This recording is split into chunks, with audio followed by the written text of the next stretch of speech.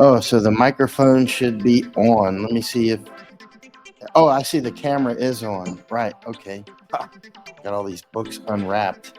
So here we are. I am in Panama City and in a hotel room again, but not in the Darien Gap anymore. Ah, these books are all wrapped in plastic because I just bought them. They're antique books. Um, Interestingly, let me tell you about these books. I'm not even going to take them out of the plastic right now, saran wrap. Um, but this one is called. We're going to get into some interesting stuff, but I'm going to give a chance for people to come on board first to join the live stream. But this book is from 1913, the Panama Canal, Frederick Haskin. Yeah, it's a very interesting book. So I've just got it wrapped up now because I don't want to get anyway. I'm about to do something now that requires going packing these things up and leaving them in a place where they might get wet. And so, and this one, that one's from 1913. And this one is the Panama Canal and its makers, also 1913. Very interesting stuff in these old books. So remember, the Panama Canal opened in 1914. The Panama Canal is out my window over here. I'm out of the Darien Gap jungle right now, back in Panama City. And this book is from 1909. It's got a lot of pictures in it, color too. Color pictures that are actually artwork drawings, but it's got photographs that are black and white. And anyway, you can't, I'm not going to take it out of the package, but these are the sorts of cool old books that I have here and going through all the time. And let me say something else before we get started. I'm just giving everybody a chance to join up here. There's this old city. I should take this one out of the wrapper. This book isn't quite as old. There's the oldest city on the mainland of the Americas, north or south, is actually in the Darien, believe it or not. Not in Florida or any of those places. It was in the Darien, and it's called Santa Maria La Antigua del Darien, of the Darien. So it's Santa Maria. Oh, it's really wrapped up well. I got, I'm going to have to just get through this with a knife. So let me show you this book. And this book isn't quite as old, but I still like to treat books with much respect. I'm going to have to get some more wrapping for this thing.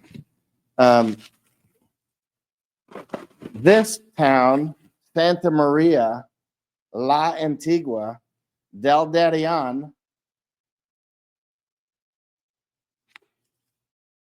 was started in 1510. 1510, right? And it only lasted for about 14 years. And then the Indians killed all the Spaniards or ran them off. Interesting, huh? So that was actually down the Darien, which is now on the Colombian side. For those who don't know, Panama, where I'm at now, I'm near the canal. The canal is right out the window over here. Panama used to be part of Colombia, right? And so the United States created Panama so that we could create the Panama Canal, which is more probably rightfully called maybe the Freedom Passage. Although I love Panama. I'm not saying that to slight Panama, but it probably needs another name, because calling it the Panama Canal, I hear people constantly say we need to return, we return the Panama Canal to the Panamanians. Well, that's nonsense. We created Panama to make the Panama Canal. And in fact, many of the Panamanians were actually people that we brought over to make the Panama Canal and who then stayed here, right? Because keep in mind, the indigenous people who live here, like the Kuna, the Imbara, the Wunan, and some other tribes, very few of those actually worked on the canal. Most of the people that worked on the canal, of course, the French came here and they went bankrupt making a canal. They didn't do so well. And then we came, the Americans came, and we made the canal. And there were many Americans who worked on it. Only 400 or 500 Americans actually died. I'm not sure of the specific number, but it wasn't 38,000. There were many people who died making the canal, mostly from illness, such as yellow fever and malaria and that sort of thing. But again, Panama did not exist until we created the canal. But China now is not very far from here, making a fourth bridge. If there weren't buildings in the way, I would be able to see it. But the fourth bridge is something that is causing a lot of concern, because obviously, and China also has ports on either side of the canal. A lot of people don't realize that Panama is one of the most important places on earth for the United States, and actually for many people in the world, including the Japanese. By the way, there was a Japanese engineer who worked on the canal back in, I think he left in 1909, before the canal was open. What year did he leave? 1909? And so he left in 1909. And interestingly, during World War II, 1911 is when he left. Masako Ganaha is giving me signals. It was 1911. We have a whole team that we study. Sometimes we've had late study nights at this table with books and maps open and that sort of thing, leveling up our knowledge, because we all study different things. And then often together, we get together at night and we just study for hours. And we do this in different countries. And that's one of the ways we learn so much, is we have a very able team of people that parts of it will come together in different places like Belize, Guatemala, Colombia, Japan, Thailand, and we come together and we study what's going on in those areas and how they affect our various countries and how they affect the world. And so let's talk about that a little bit. One thing that's really interesting now, many people realize earlier this or last year now, it's 2025 now, in 2024, Misako Ganaha and I were in Thailand with Al Johnson. Al Johnson was just here with us. He's back in United States now. He just flew back. But we were in Thailand looking at the new railway that's coming in from China and the implications for Thailand. Al has much experience in Thailand. He used to work there with the Thai government doing EOD and counterterrorism things. And I went to some of Al's training actually in his counterterrorism training in Thailand and in Indonesia and Malaysia. So he used to teach these courses to law enforcement and military in all these countries. But anyway, now we travel together studying other aspects of this, which includes weaponized migration and which includes also weaponized economies, right? And trade routes and resources, right? And so when we were recently in Thailand, we were looking at another route. So here's the Panama Canal, one of the most important in the world, this important, right? And there's a place in Thailand called the Kra Isthmus, which is like, this is the Isthmus of Panama is where I'm at now. Anywhere you see an isthmus in the world, which is between two big economies, that's canal or railroad country right there, because somebody's going to want to make a canal through it or a railway or something, right? Because the isthmus is so that if you look about the history of canals around the world, there are thousands of canals, but there are a few that are quite famous, like the Panama Canal, Suez Canal, and that sort of thing, right? And there was almost a big canal right through Florida called the Barge Canal. It never got built. Maybe some people would like to reinvigorate that idea. I do not know. It was very controversial when I was a child. But, you know, there was a big thing about building canals, and they were and remain very important. Look at Netherlands, look at Venice. Anyway, there's all kinds of canals out there. In fact, the town that I'm from, Winter Haven, Florida, it's called the City of 100 Lakes, and about 19 of those lakes, called the Chain of Lakes, are all connected through canals, which I used to go through all those canals when I was a kid. They're very small canals. They're not like the Panama Canal, but what I'm getting to is canals are very important, and there's a whole industry around making canals, and I'm going somewhere with this. So Al Johnson and I, whom I was just talking about, we were in Thailand together in 2014, and we were on something called the Kra Isthmus. The Kra Isthmus is like that elephant trunk of Thailand. If you have a map in your head like I do, like I have a whole library of maps in my head.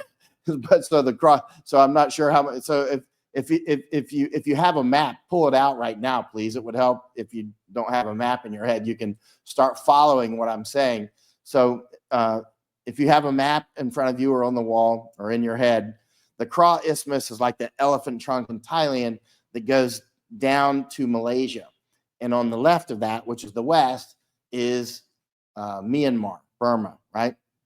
But that Kra Isthmus is shaped sort of like the Isthmus of Panama. I mean, it's an isthmus. All isthmuses are shaped like an isthmus, like a straw of land, right? And so centuries ago, it may have been in the 1600s or 1700s, was the first talk about building a canal across Thailand. Just like this Panama Canal here, even though we finally opened it in 1914, people were talking about building this like 300 or 400 years ago, right? And they knew we needed to get across there with a railway or mules or that sort of thing, and how important it would be. But it just took a long time to actually develop the technology to build a canal across something like this. So if you look at the Kra Isthmus in Thailand, Kra means turtle, by the way. So it means turtle isthmus, right? Kra, K-R-A. So if you look up Kra Isthmus, K-R-A, Isthmus, you'll know where I'm talking about. So if you don't have a map, you can just quickly look up Kra Isthmus. So there's two seas on each side. One sea is called, apparently there's a question. Masako's pointing. Let's see. I can't read it very well, though. Oh, there's a map right there. Oh, yeah. Can you put, oh, thank you, Masako. Masako put up a map. Thank you, Masako. You know that song, The Lion King? I always sing a Hakuna Masako. She laughs when I do that. But, okay, the Kra Isthmus, okay, you see Cambodia is in white there. And then Thailand. If you look at the elephant trunk hanging off of Thailand, on the west side is Myanmar there. And then on the right side is a sliver of Thailand. And as you go down a little bit more south than is shown here, there's an area where they can build a canal. Al and I first looked at that in 2014. We're like, you know what? China is probably going to build a railway or a canal here. And they still haven't done it, but they're working on it. I think they're going to do a railway. Now, what's interesting is that will allow China to bypass the Strait of Malacca. And remember, there are 7 major choke points in the world and a lot of less important choke points that are also incredibly important. The biggest one for Asia, of course, is the Strait of Malacca between, Singapore, Indonesia, Malaysia, right in that area right there. We were just over there again in 2024, the Strait of Malacca. Actually, Masako, can you leave that map up? The one that you just had. I appreciate it. But the Strait of Malacca is one of the 7 major choke points in the world. Another one of those 7 is right out my window here, and that is the Panama Canal. And of course, there's the Suez Canal and Strait of Hormuz and a few others, Strait of Gibraltar, and the bottom line is the Strait of Malacca it would be just off the southern part of this map. When China builds this route through Thailand, then China can bypass the Strait of Malacca. Now, one thing that China is working on now, if you move yourself to the right on this map a little bit, you'll see Vietnam, right?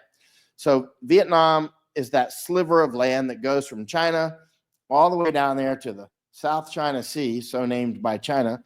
And this very important river, like as big as the Mississippi River, called the Mekong River. Many people are familiar with it. I've been up and down this river quite a lot. It's one of the biggest rivers in the world. It comes out of the Himalaya. It starts up way up there in Tibet and that sort of thing. Anyway, but the Mekong dumps out there at Vietnam, right?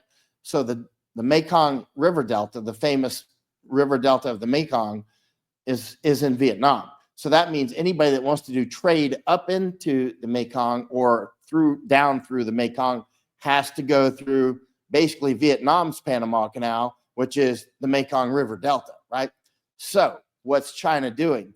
China is building a canal through Cambodia, which will bypass the Mekong River Delta. This could cause severe problems they might be able to bring 90% of the trade through this canal, through the, Masako just put up some of the major choke. It's funny, they call the Turkish Straits there. That's a new name. Well, it's not for the Turks. But anyway, but the Strait of Malacca you see there on the right-hand side. But this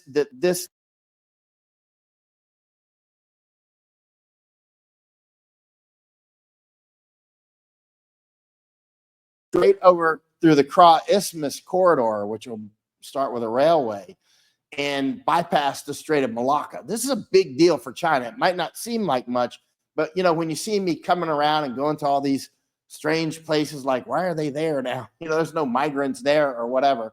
And they're not migrants, they're invaders. Because the invasions, the weaponized migration, is only one of the things that we study.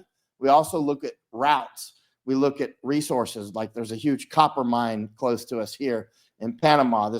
Panama is filled with gold. It's unbelievable. And silver and billions of dollars worth of timber, which the Chinese are stealing, and a route to Colombia that you can make by rail, right? So what I'm getting to is, if you go back to Asia, you'll see that China is working very hard on the Belt and Road Initiative all over Asia. I could talk for hours about different parts of Asia where I go and we look at these things, right?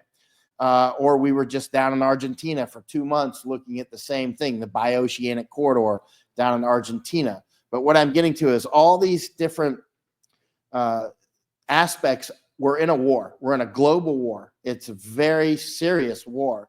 It's already changing. It's already changed Europe. Europe is not changing. It is amazingly, vastly changed already and still changing, right? At a very rapid rate in a very negative way, for instance, with the weapons of mass migration. So you'll often hear me talking about the weapons of mass migration, but at the same time, it's about routes, resources, Senkaku, and these sorts of things. Taiwan, I was in Hong Kong when they took it, that sort of thing. And so we're looking at this from a much broader perspective. Often when I'm talking about intoxicants like drugs, or the alcohol or these other things, because I'll talk about weapons of mass migration constantly. And what do people often say then? They'll say, "Oh, you're a racist," right? And then when I talk about drugs and alcohol and all that, they often will say, "Oh, you must be a drug addict or an alcoholic," or those sorts of things, right? But when I talk about routes and resources, there's really nothing that there's what I'm getting to when I talk about the routes, the weapons of mass migration, the oil, all these other things, the drugs. These are all different weapons that are being used, right? So right now in Thailand, as China really encroaches into Thailand, they're building the railway, which is sucking jobs out of Thailand back into China, right? So in other words, you can use the Temu app now in Thailand, order products as if it was Amazon, and the train is taking them into Thailand right now, right? So you can order products right now and they'll arrive in days from China, which is putting Thai businesses out of business. Meanwhile, thousands of cannabis shops are opening around Thailand. Why are they opening the cannabis shops? It's not about raising tax money. Well, it is for some people. For some people, it's about, it's raising tax money, right? That's for the people that think like at the monkey level. Let's call it what it really is, right? At the monkey level, this is about taxes. But at the war level, at the strategic level, this is about dumbing down millions of Thai people, especially the young people, dumbing them down, getting them playing video games, getting them doing everything except studying and reading books, and hijacking the prefrontal cortex of their brains so that you can brainwash them. Intoxicants are the grease of brainwashing, right? If you want to take over a country, you want to get them drunk. You want to get them high. You want to get them dumbed down on opium, right? You want to make them lazy. This is an old war technique. It's very old. It's described in many, many books, old books, probably in these books. I haven't read all these books because I just bought them. But I find this in I read a lot of old books. If you're in Japan watching this, go to some of those antique bookstores in downtown Tokyo and look at old books and go to the index and look up things like opium, look up things like alcohol, and you'll see over and over and over that it's weaponized. Either we are using it as a weapon against somebody else, or somebody else is using it as a weapon against us. So when I'm talking about the intoxicants like marijuana or opium or fentanyl or whatever, I'm talking about it as a weapon. I'm not talking about it as freedom or this faux freedom, these bong monkeys. I call them bong monkeys because they will defend their bong, but they won't defend our border. That is monkey level thinking, right? We have millions of people coming into the United States and Europe and more into Japan and Thailand. IOM, the main engine of the invasions for the United Nations is IOM. There's at least 2 IOM offices in Bangkok. There's a United Nations University in downtown Tokyo. We went to it last year, right? These things are all over the place. There's an IOM headquarters right down the road from me here in Panama City, right next to the canal in the City of Knowledge. Their building is 110 in the City of Knowledge, Ciudad de Saber. If you're in Panama City, drive over there tomorrow or tonight and look at Building 110. That is the IOM headquarters, which is there to destroy Panama and destroy Central America, United States, and Canada. Misako Ganaha and I, we went to the IOM headquarters in El Salvador. It was in the same building as the Canadian embassy. In El Salvador, let me repeat that. The IOM office in El Salvador was in the same building as the Canadian embassy. We went to Guatemala, same thing. The IOM office in Guatemala was in the same building as the Canadian embassy there too, right? We went to Canada. Canada is just overwhelmed. It's invaded. I mean, it's hardcore invaded, right? So bottom line is we're watching, and Canada is highly drugged. Canada, drugs growing all over the place. I mean, we were driving down the road with a retired Canadian Army officer, and I smelled marijuana. I'm like, is there marijuana in this car? You know what I mean? I hadn't smelled it to that point. And he said, no, there's greenhouses. We were on the highway going 4-lane highway speed. There was so much marijuana growing on both sides of the highway that you could it was an intense smell inside the car. Now, again, a lot of people will get confused and think this is about my freedom. No, this is not about freedom. This is about dumbing you down and killing you and genociding you and taking your countries like Ireland. We went to Ireland, Masako and I. I talked with somebody in Ireland today. We've mapped out all the migrant camps in Ireland. Ireland is probably 1/3 invaders at this point, 1/3, and they're almost all military age males, right? Think that through. So if 1/3 of Ireland is military age males, invaders, that's probably an accurate number, or roughly accurate. They've already crossed the demographic event horizon. There's no turning back. I mean, it's game on, right? Here in Panama, Masako has been down the Darien Gap probably a dozen or 15 times. She's been in the jungle quite a lot. I spent months down there alone sometimes, and other times we had big teams, and we've been all over there. We've looked at a lot of things. It's very intense jungle, and yet in 2022, 23, and 24, we know that at least 1 million people crossed through the Darien Gap. At least 1 million. How do we know that? We got a list of their names, right? I mean, at least 1 million people went through there.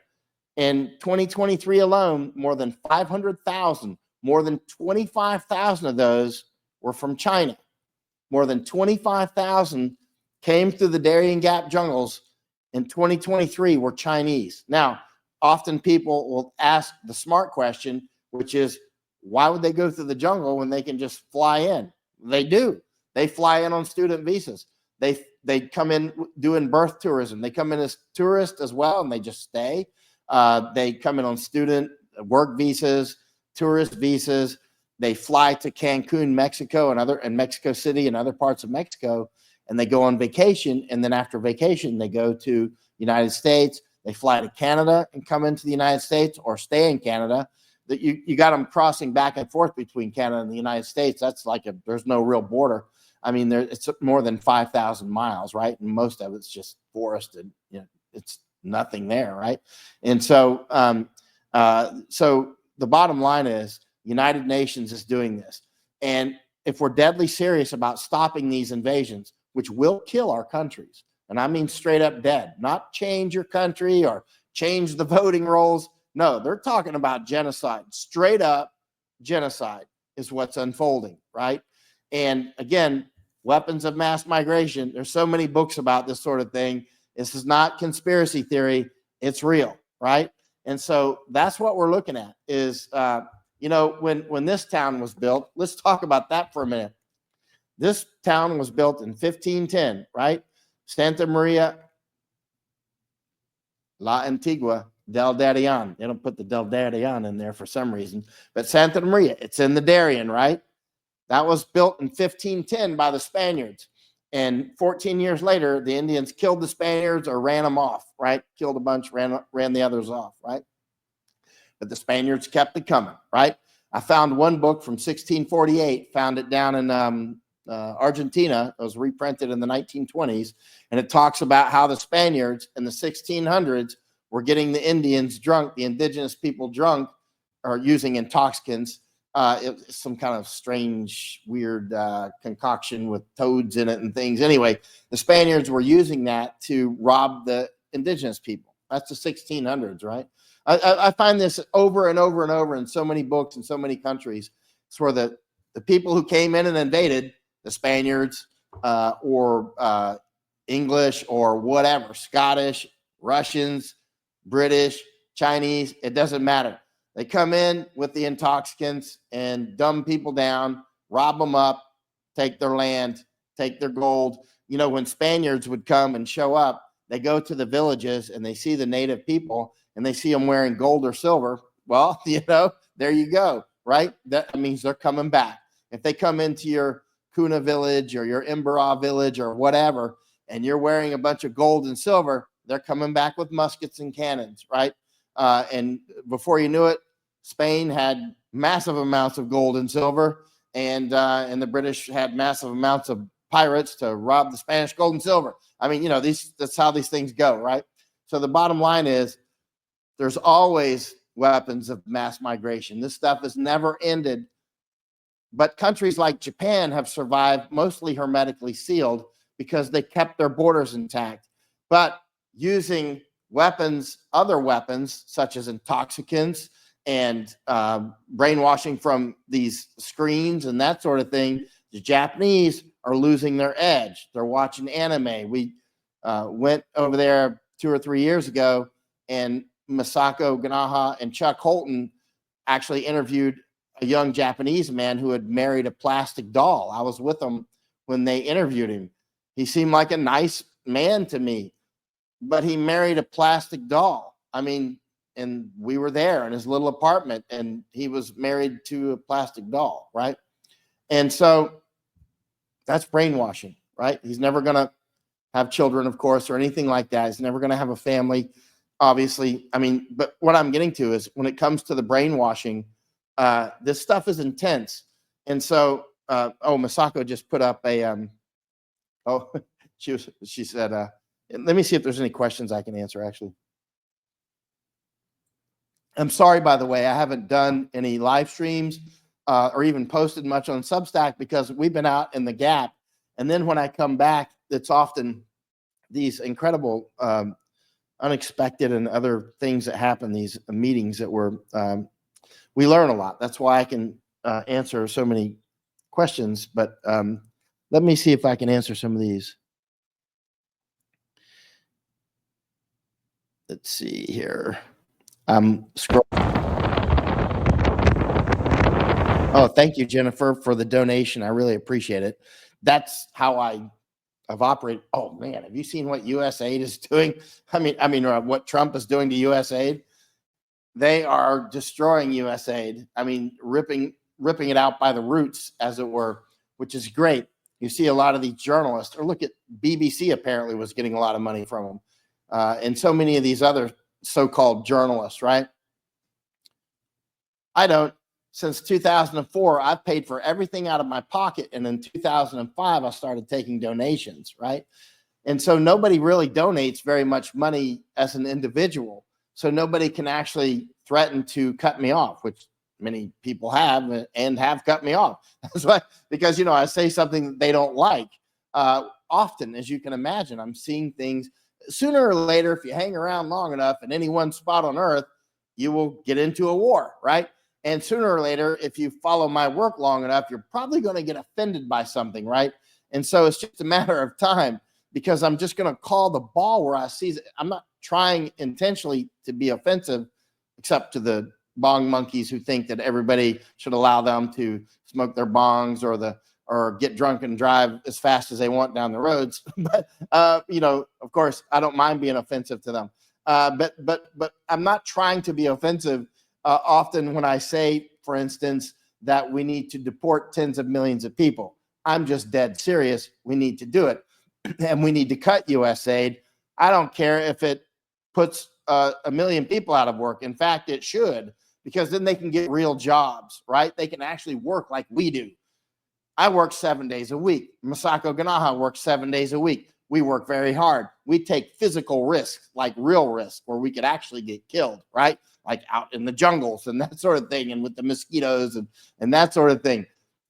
We don't get paid that much. And guess what? We don't cry about it, and we don't beg the government for US aid or something like that, right? So it's small donations, for instance, from good people like Jennifer that keep me going, and Misako, and those of us who are actually truly independent.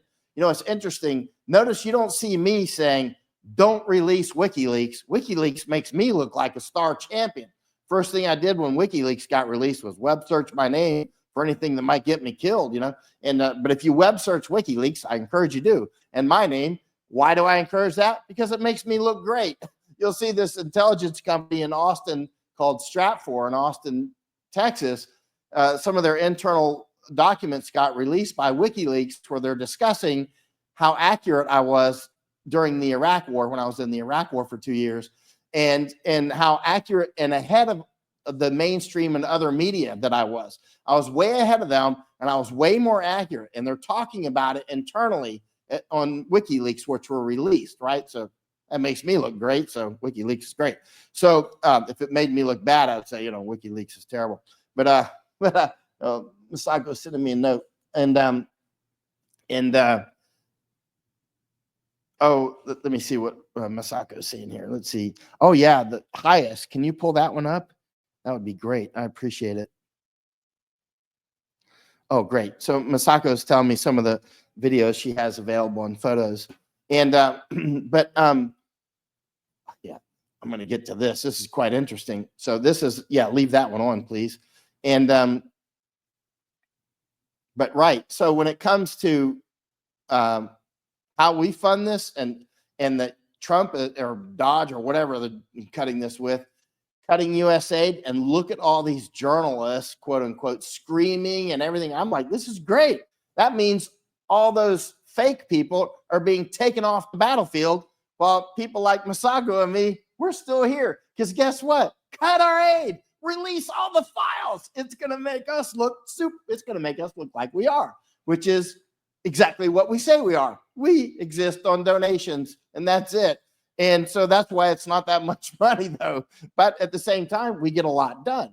We have single-handedly, with our team Burning Edge, with Ann Vandersteel and so many others, we took 50 or 60 people into the Darien Gap, including Congressmen, Epoch Times, Laura Loomer, Brett Weinstein, Dr. Chris Martenson. Good Lord, we took 50 or 60 people into the jungle. We got it in front of millions of people. That's why everybody knows where Darien Gap is now. Tom Homan, the border czar, messages me, you know, called up about a month ago, and you know, we've been texting back and forth about stuff going on here. I mean, the reason that they know, and people very close to Trump know what's going on, is because we come down and we do it.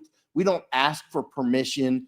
We don't, if somebody says, well, I don't like what you're doing, I'm like, well, sorry about that, but I'm going to keep saying what's going on at the border. I'm going to keep saying that U.S. Border Patrol, despite that I lost some Border Patrol supporters, because most of the Border Patrol, I think, are actually serious patriots, but a lot of them are loading the buses. They were loading the buses with the invaders, and they still will be, as some still are leaking across. Most of the invasion has gone way down. I would say at least 95% since Trump has been in office. I don't know the actual numbers, but in the Darien, I would say it's north of 95% decreased since Trump has been in office, which is very good. However, the infrastructure for the invasions, the United Nations and all that, is still in place. Now, Misako put up this this drone footage here. Hey, Misako, can you make that photo larger and take me off the screen so that everybody can see it better? Oh, great. So it is. It just has a delay. And so, okay, good. So this was from 11 February. So what's today? Today is the 18th, right? So this is from a week ago. And so China Camp, that's called San Vicente Camp. This is in Darien Province. It's on the edge of the Darien Gap. So the Darien Gap is that area of about 60 miles with no roads. So by the time, I call this China Camp because most of the Chinese use this for their flow through. If they come through the Darien Gap, most of them go through this camp. Not all. Some go through another one called Las Blancas, which is nearby. But so you see the yellow writing up there. I stayed here several months. I stayed there for several months. That's where the congressman stayed. That's where 50 or 60 people stayed. Epoch Times, Misako has stayed there numerous times, probably a dozen or more. Chuck Colton, everybody, all these people who's Oscar Blue, Ben Berkwam, they've all stayed here because I took them all there, right? Because it's right beside China Camp. Now, Mayorkas, you see, Mayorkas, Alejandro Mayorkas, Alex Mayorkas was the director of Homeland Security.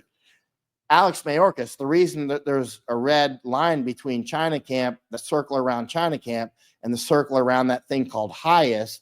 HIAS is the Hebrew Immigrant Aid Society.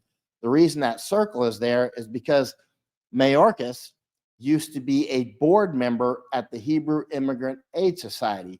He then became the director of Homeland Security, one of the most powerful positions in the United States. So Mayorkas himself was a child of migrants from Cuba. He then grew up to become a communist, and he became a board member at HIAS. He then became the director of Homeland Security. He then visited China Camp on April 18th of 2022. I was physically present. I was there when he did it. And he brought more money and he increased the size of China Camp. Here they call it San Vicente Camp. So what the Panamanian government calls San Vicente Camp, I call China Camp. The blue circle beside it is a hospital that's being built now. It's not related other than it's a hospital that eventually would be used for the invasion if we don't shut the invasion down. Now, Mayorkas landed at an airstrip to the right of this photo, about 500 meters. There's an airstrip there, and he landed there. That airstrip, you will probably not be able to find it on any maps. Even if you're a pilot and you look up your aviator maps and you look for an airstrip near Metati, you're probably actually not going to find that airstrip. I've had many pilots say, I'll find it on mine, and then they can't find it. You look on Google Earth and you can't find it unless you're real close to it. And Al Johnson, when we were just down there last week, he was able to finally find it pop up when we were very close to it. But the problem was on Google Earth, there were clouds over top of it. You couldn't actually see the runway. But so there's a little runway to the right of this, which you won't tend to see on any maps, to my knowledge. And when you do see it on Google Earth, there's clouds over it. In fact, there's clouds over that camp when you look on Google Earth. So I find this a lot when I go to key places around the world, different camps and different places, and you look on Google Earth, they all magically have clouds. And those clouds, when you look at them, they don't look like real clouds. They look like it was maybe cut and paste or that sort of thing. But that's a drone footage from a week ago on 11 February. And this is the camp here. It's really more of a bus station now, because once the aliens come through the Darien Gap and they go through there, that's a different camp that Masako's got there now. That drone footage is also from last week at Las Blancas camp. Ooh. It's about 30-minute drive away from San Vicente camp, the China camp, Las Blancas. But that tent right that Masako just went by, right there, almost in the middle to the right, that's HIAS. The one in the middle with the blue on the top, that's UNICEF, right? And I think to a little bit more to the left is Norwegian Refugee Council, and I've forgotten which one that one is, and I can't read it now. To the left, anyway, it doesn't matter. But the bottom line is, I go in there all the time. We've been in these camps so much, and sometimes they rearrange and swap tents or that sort of thing. But I noticed one thing: the HIAS tent is much bigger than it was before, because we've got historical drone footage, and sometimes we've gone down there with airplanes and fly over it and that sort of thing. And so we've got a lot of different footage from different years.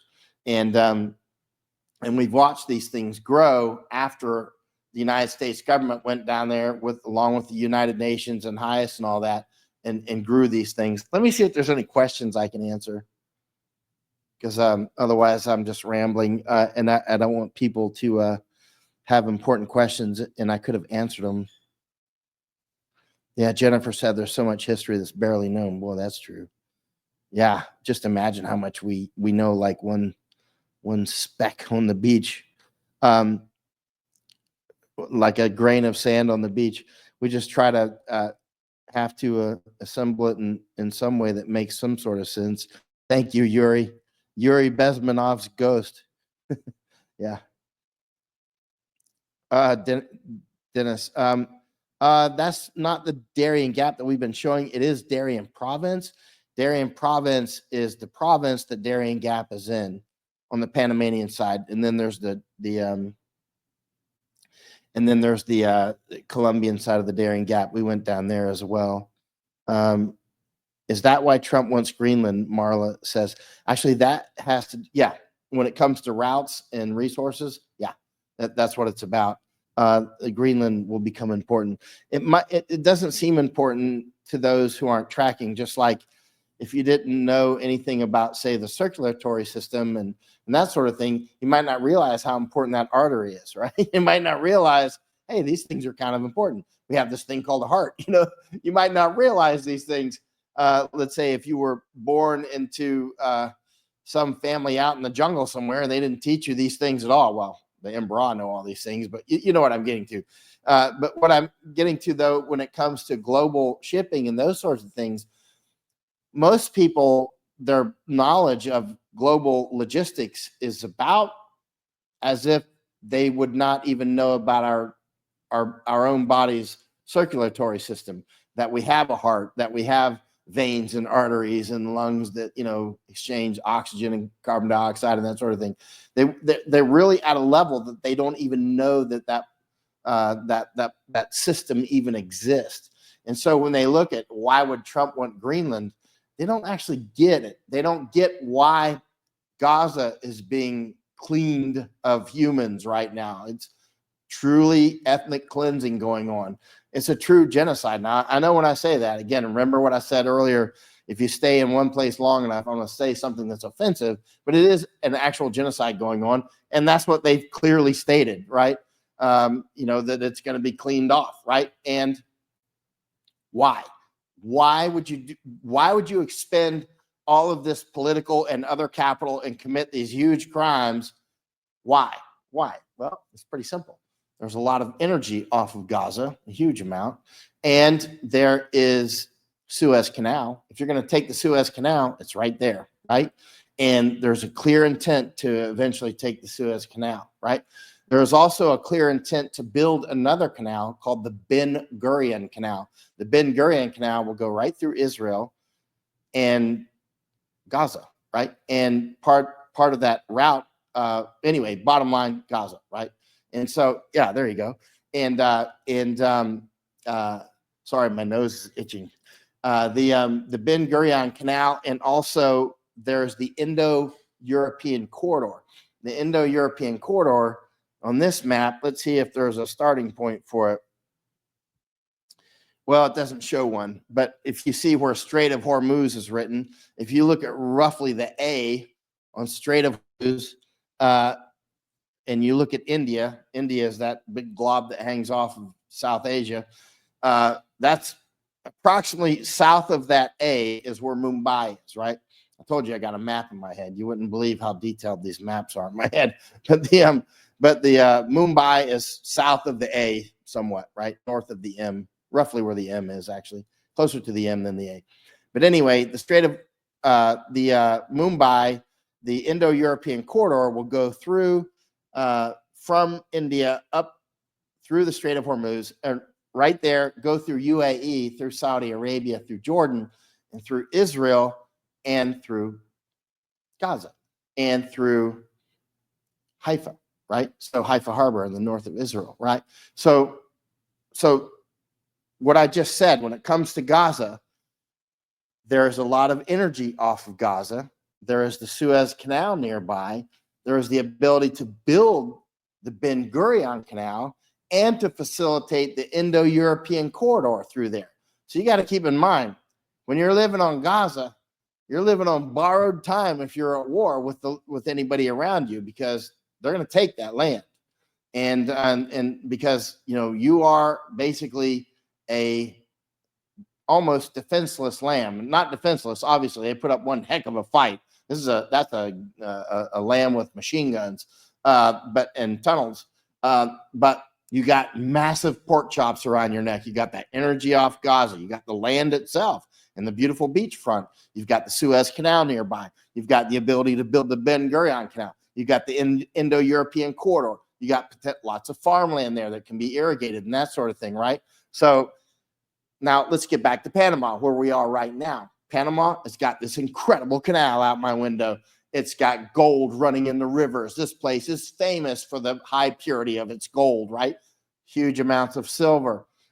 It's got massive amounts of copper.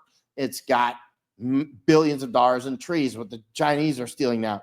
It's got the ability to build a railway down to Colombia, a route, the intercontinental route, right, which is being built now as we speak, right? A lot of people say it's not. I assure you that it is. I assure you that Misako and I were again down at one of the bridges just a week ago, right? And they are absolutely building it, right? It's not a question of whether they're doing or not. They are doing it 100%, right? And so, but often people will say they're not doing it. It's impossible to build last year, somebody told me it's impossible to build a railway and a road through the Darien Gap because it's so rugged. And I'm like, that person was telling me that.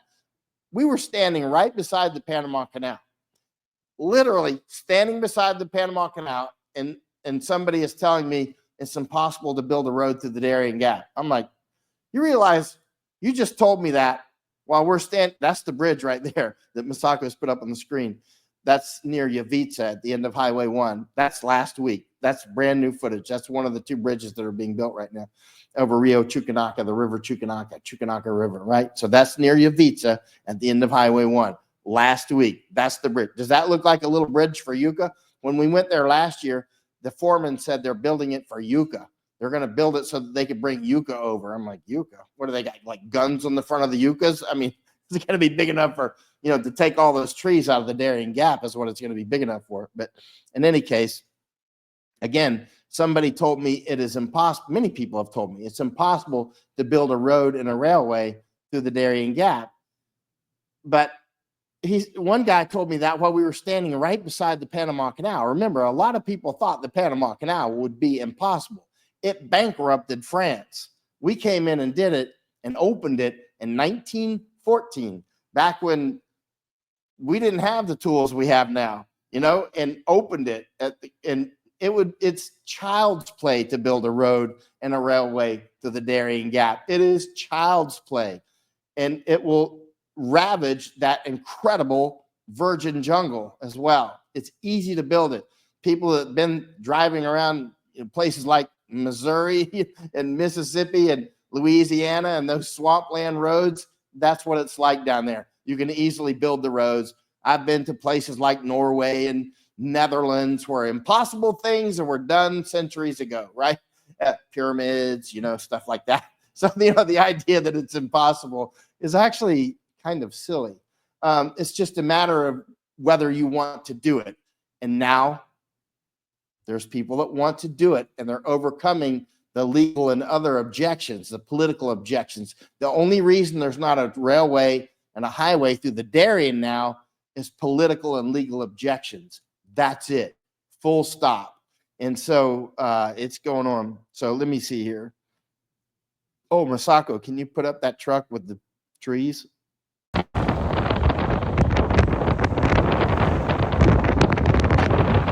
me see if there's any more questions. Let me scroll up. Those trees, that was last week when we were coming up from Darien. Those trees, that's the first trees I've actually seen this year. I've seen thousands of trees come out of there. Some of the trees are so big. When Misako replays it, see that? Some of the trees are so big, only one tree will fit on a truck at a time. Only one at a time. A lot of trees are like that. I mean, it is painful to watch those incredible trees. Just unbelievable. I mean, this incredible jungle. And where are all the Greenpeace people in Japan? Where are they at? Where are they at? They're not here.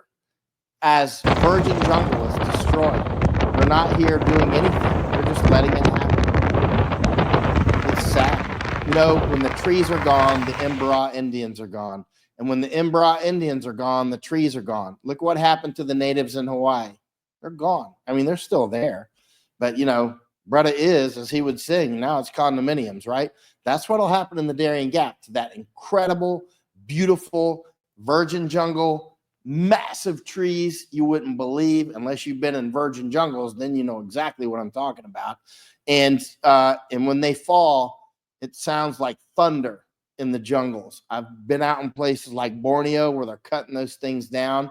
It's you can feel it ripping like roots out of your soul. I mean, it's not like somebody cutting down a pine tree with a chainsaw.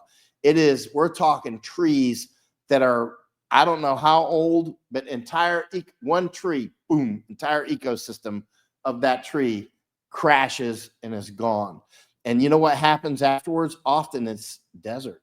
Literally, you go to places in Brunei, you know, on Borneo Island there's 3 countries on Borneo Island. I went there to jungle tracking school with the British Army, and there's the 3 countries are Indonesia, Malaysia, and Brunei. I went to the Brunei tracking school, but it's on Borneo Island, right? Huge amounts of virgin jungle, and those trees. When I was in the tracking school with the British Army, people were cutting them down on the Indonesia side, and we were on the Brunei side of the jungle. We were right on the border. We were deep in the jungle. We had to helicopters way back in the jungle, and we were tracking Gurkhas through the jungle as part of the training, and then we could just hear them just cutting these massive trees down. It was like a crime against humanity, a crime against Mother Earth, and that's what they're doing down here in Darien.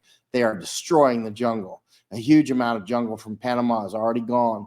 It's gone. It'll never be back. But some of those jungles down in Brunei, which had already been cut down, they literally turn into something like a desert.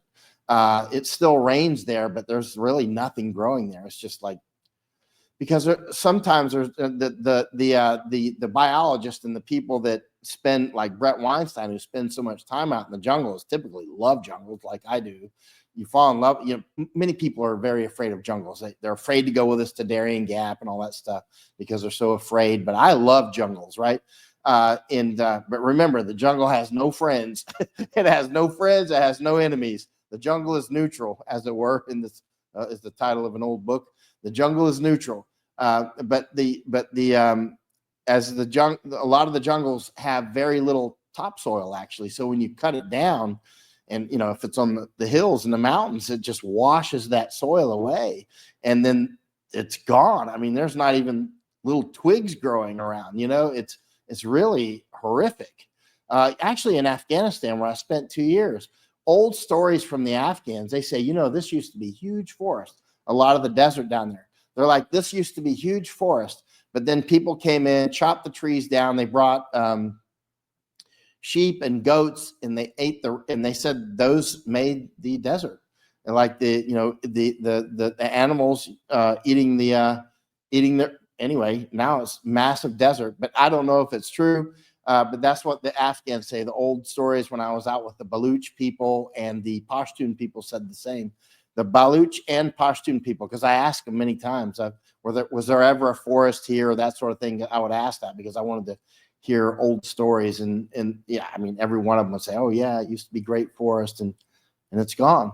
Now we have the Dasht Margo, the desert of death. The Dasht Margo is a huge desert in southern Afghanistan. If you've ever read the book from Mishner called Caravans, I read that book while I was in Afghanistan. You should read that book. They talk about the Dasht Margo, the desert of death. I was out in that desert of death quite a lot. And to think that used to be forest is quite amazing. Let's see, Masako's got something she's pointing to, which is about to go up. Let me see, what is it? Imbra Indians. Let's see. Are you going to, I think Masako's put this, there's a delay though. Let me see. Dr. Francisco. Let me see, I'm scrolling. Oh, these are Imbra. Yeah, Imbra. Oh yeah, this is, That's Diane Edrington to the right in the blue shirt. She's been coming to Panama for about 25 years. I first got to know Diane. She's from Mississippi, and I first got to know her about 4 years ago, something like that. And together we've been to maybe 20 villages, probably, maybe more. And everybody knows Diane because she comes out and she gives medical treatment. Interestingly, like when we go to these villages, the whole village will line up to see Diane. And one time we spent like a week out there on the western side near a place called Sambu, and it's getting close to the Colombian border. So we're way out in the jungle. So you have to use these piraguas, the dugout canoes, right? And one older man, he must have been about 80. He shows up at the whole village must have showed up. It took all day, you know what I mean? And I think a lot of them just want to see Diane. But he shows up and he had a wound on his leg. He'd been bitten by a dog. The dog bite is exciting when And it he happens. pulled off the poultice. Poultice is a bunch of leaves and stuff, folk remedy that the Embra Indians use. And he pulled, oh, wait, that's it right there. How'd you find that? That's actually what I'm talking about. Masako, you found it. That's it. I haven't seen that video since I took it. That's it right there. That's the guy. See the old man? That's him. How did you find that thing? And superstar Masako. This is way out in the jungle too. And so this guy shows up, and you see that wound. Please put a favorite that file. So he shows up with that thing. I haven't seen that in 3 years. And so he pulled it off. And maybe there's a video and it shows him pulling it off. And Diane goes, "Would you look at that?" or something like that. Her voice is probably on there. And she told him, she said, "Whatever you're doing to that, it's better than the medicine that I can give you." So whatever that folk remedy that the Embra Indians are using, even though they've got these concrete village buildings out there, this is way out in the jungle. There's no roads out there. So all this building material that came out up dugout canoes and stuff. They keep the grass cut down because if you want to keep the mosquitoes back, you got to keep the dog bite is exciting animals when it running happens. around to eat it, which is helpful. But so this is an Embra village. But the guy's leg, there's my camera. The guy's leg, the wound. Diane, who's a career nurse, she said that his medicine was better than what she could give him, and told him to just keep doing what he's doing. Yeah. So that's the guy I've been telling you about, Masako. There's a lot of people like that we see out there. I didn't actually realize I had video until Masako just somehow found it. Does that guy look 80? Because I remember him looking about 80. Oh, Masako said she found longer. Can you find one where he lifts the wound, where he lifts the bandage off? Yeah. Oh, yeah. So there's one of the Embra Indians in the blue shirt. He went out with, no, he's not Embra. That's the Honduran doctor. Yeah, I'm sorry, he's not Embra. He's a Honduran. He's a doctor from Honduras. He was pretty cool. We spent like better part of a week with him out there. And I think recently, I think he was up in Nicaragua. He messaged me. So this is all this concrete and stuff. There's no road out there. This is all brought in by piraguas, by the dugout canoes. Our special forces has gone out there and also the civil affairs people, and help them build schools and that sort of thing. But actually all the so they welcome Americans. A lot of people think that Americans are unwelcome everywhere, but I have to have been to 1,000 villages in this world. I mean, I don't think that's an exaggeration. I've been to so many villages you wouldn't believe. And I mean, just in Panama, probably with Diane, 20 or 30. I've probably been to 40 or 50 villages out here myself. And I always feel welcome. And they love Japanese, by the way. Every time Masako shows up somewhere and they realize she's from Japan, they're like, taking her for a ride on the horse like somebody did last week. And recently they even had her open up one of the locks on the Panama Canal. You can't make up that stuff. That tourists don't get to do that. Let me see. Jeff Rainforth. Oh, Jeff, I was with Jeff and I was with Jeff over in Hong Kong. Jeff got tear gas there. Jeff says, I escaped hardcore drug addiction at 19, almost bled to death, overdose at 16. Don't use drugs. Listen to Jeff. Now, Jeff, I took Jeff out into the fighting in Hong Kong. He did great. Now he's out on the border, sleeping out. I'm following his Twitter and stuff. He's like, he spends a lot of time on the border of California and all these different places. So Jeff Rainforth, who left a comment there, Jeff Rainforth, find him on Twitter and follow him. I was with him in Hong Kong. Jeff, I think I got some video of you getting tear gassed in Hong Kong, actually. I told you to bring a better mask, brother. I remember Jeff showed up with this mask. I was like, I don't think that mask is going to do it. And so I don't know if I told you this, Jeff, but I actually hired a Hong Konger to follow you around to make sure you didn't get hurt. Because all that fighting, you know, there was a lot of rubber bullets flying around and a lot of bricks and things, and I didn't want you to get hurt. Every once in a while, when I bring people somewhere, I'll just hire somebody to follow them. So, like when I brought the congressman down here, I had 2 people each following both of them. I'm like, if anything goes wrong, blow this whistle. I'll be there in a jiffy, you know. It's like, oh, the Masako's got the video ready. Let me see what Diane says. Diane Stewart says, what you are doing for the country is admirable. Thank you. Thank you, Diane. I mean, just a thank you goes a long ways.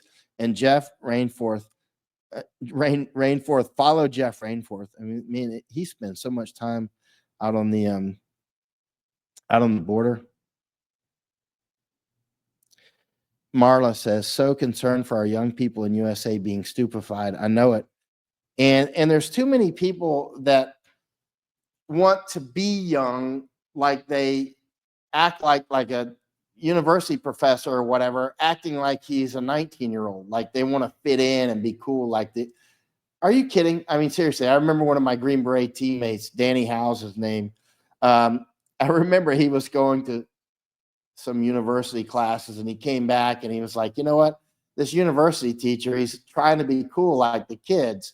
And he said to him, where's your Danny, my Green Beret teammate? He retired from the Green Berets, but he said he told his university professor, like, where's your skateboard? You know, because, you know, like grow up and be a man. You know, I use that term all the time now. Where's your skateboard? If you ever hear me saying, you know, to somebody like Joe Rogan while he smokes dope in front of millions of young people, and I say, where's your skateboard? I stole that from my old Green Beret teammate, Danny Howe. He used to come up with the best lines like that. Let's see. Jennifer Small, Canada's economy is in very bad shape. It is. And, you know, Trudeau just gave away some of these islands off the coast. I just put it on Twitter, actually. It's worth looking at that tweet I put up just before we went live. John Marin, Ipson Cyclins non divas. Oh, wait a minute. I forgot what that means. And actually, please say it. Let's see. Sharing and caring. Where are they housing the enemy that they have let into the States? Oh, they're everywhere. You should see. Good Lord. I mean, they're not everywhere, but there are a lot of places. Like I was just talking with John Batchelor tonight. That's why I was late coming on tonight, because I was just about to go on and John Batchelor called up. You know John Batchelor, the famous John Batchelor. And he said, Michael, you know how he talks. I love John. That guy is brilliant. He's like, Manhattan is unlivable. That's what John Batchelor told me just before we went live tonight. He called me up from Connecticut. Yeah. Oh, yeah, Masako, can you play that? There's Masako found the video of Diane removing that bandage, and you know, I should go out and try to find that Imbra man, and then because I wanted to know what kind of leaves he was using, but we had to go because it was getting late in the day, and we had to go way far down in the jungle to another village and get out before nightfall. Oh yeah, can you play it? Masako's about to play it. Let's see. Jeff is talking about Chukumba. I'm going to read that when we get back, Jeff. Have water in it and some of those. I had 5 of them. So from the dog bite. Yeah, He got a dog bite, and he said 3 months ago. 3 months ago. I asked if he bit the dog back, and he said yes. And it looks like he's done a pretty good job of keeping this from getting infected. But, and see here, you know, without access to health care, they use a lot of botanicals. And what you see underneath here are leaves that they have soaked, and then they put on top of the laceration or the, So these are leaves? these are leaves underneath. What kind of Let's leaves? just watch this. It's the ones they use out in the jungle. Okay. I'm sorry, I don't know the names of them, the correct names of them. But what they do is boil them and get them very soaked, and then they lay them on top of the wound and I they get more cover it water? up with some material just to protect it. Basically, the same thing Just you keep would it going. do in a clinic is put medication on top of it and some bandages. But not having access to that, they have to use what's been passed down to them. Right. And actually, it works. It works. Some cases, not as much, but for lacerations and things like this, it works really well. So their botanicals actually work. Yes, absolutely. Now, this is a dog bite. He said a dog bit him 3 months ago. And I think he's done a very good job because dog bites usually turn into infections, and usually they need to be on an antibiotic to help prevent that. So I think he's taken really good care of this. Are these the leaves that he uses? What is this? What's that? That's just Or something else? something else. Okay. But I'm not going to pull these leaves off because they're stuck right now, and I don't want to cause any more bleeding or irritation. So I'm going to tell him how to take care of this, and I'll put him on some just a week of antibiotics just to prevent anything else from happening. But basically, it's healing. It's healing.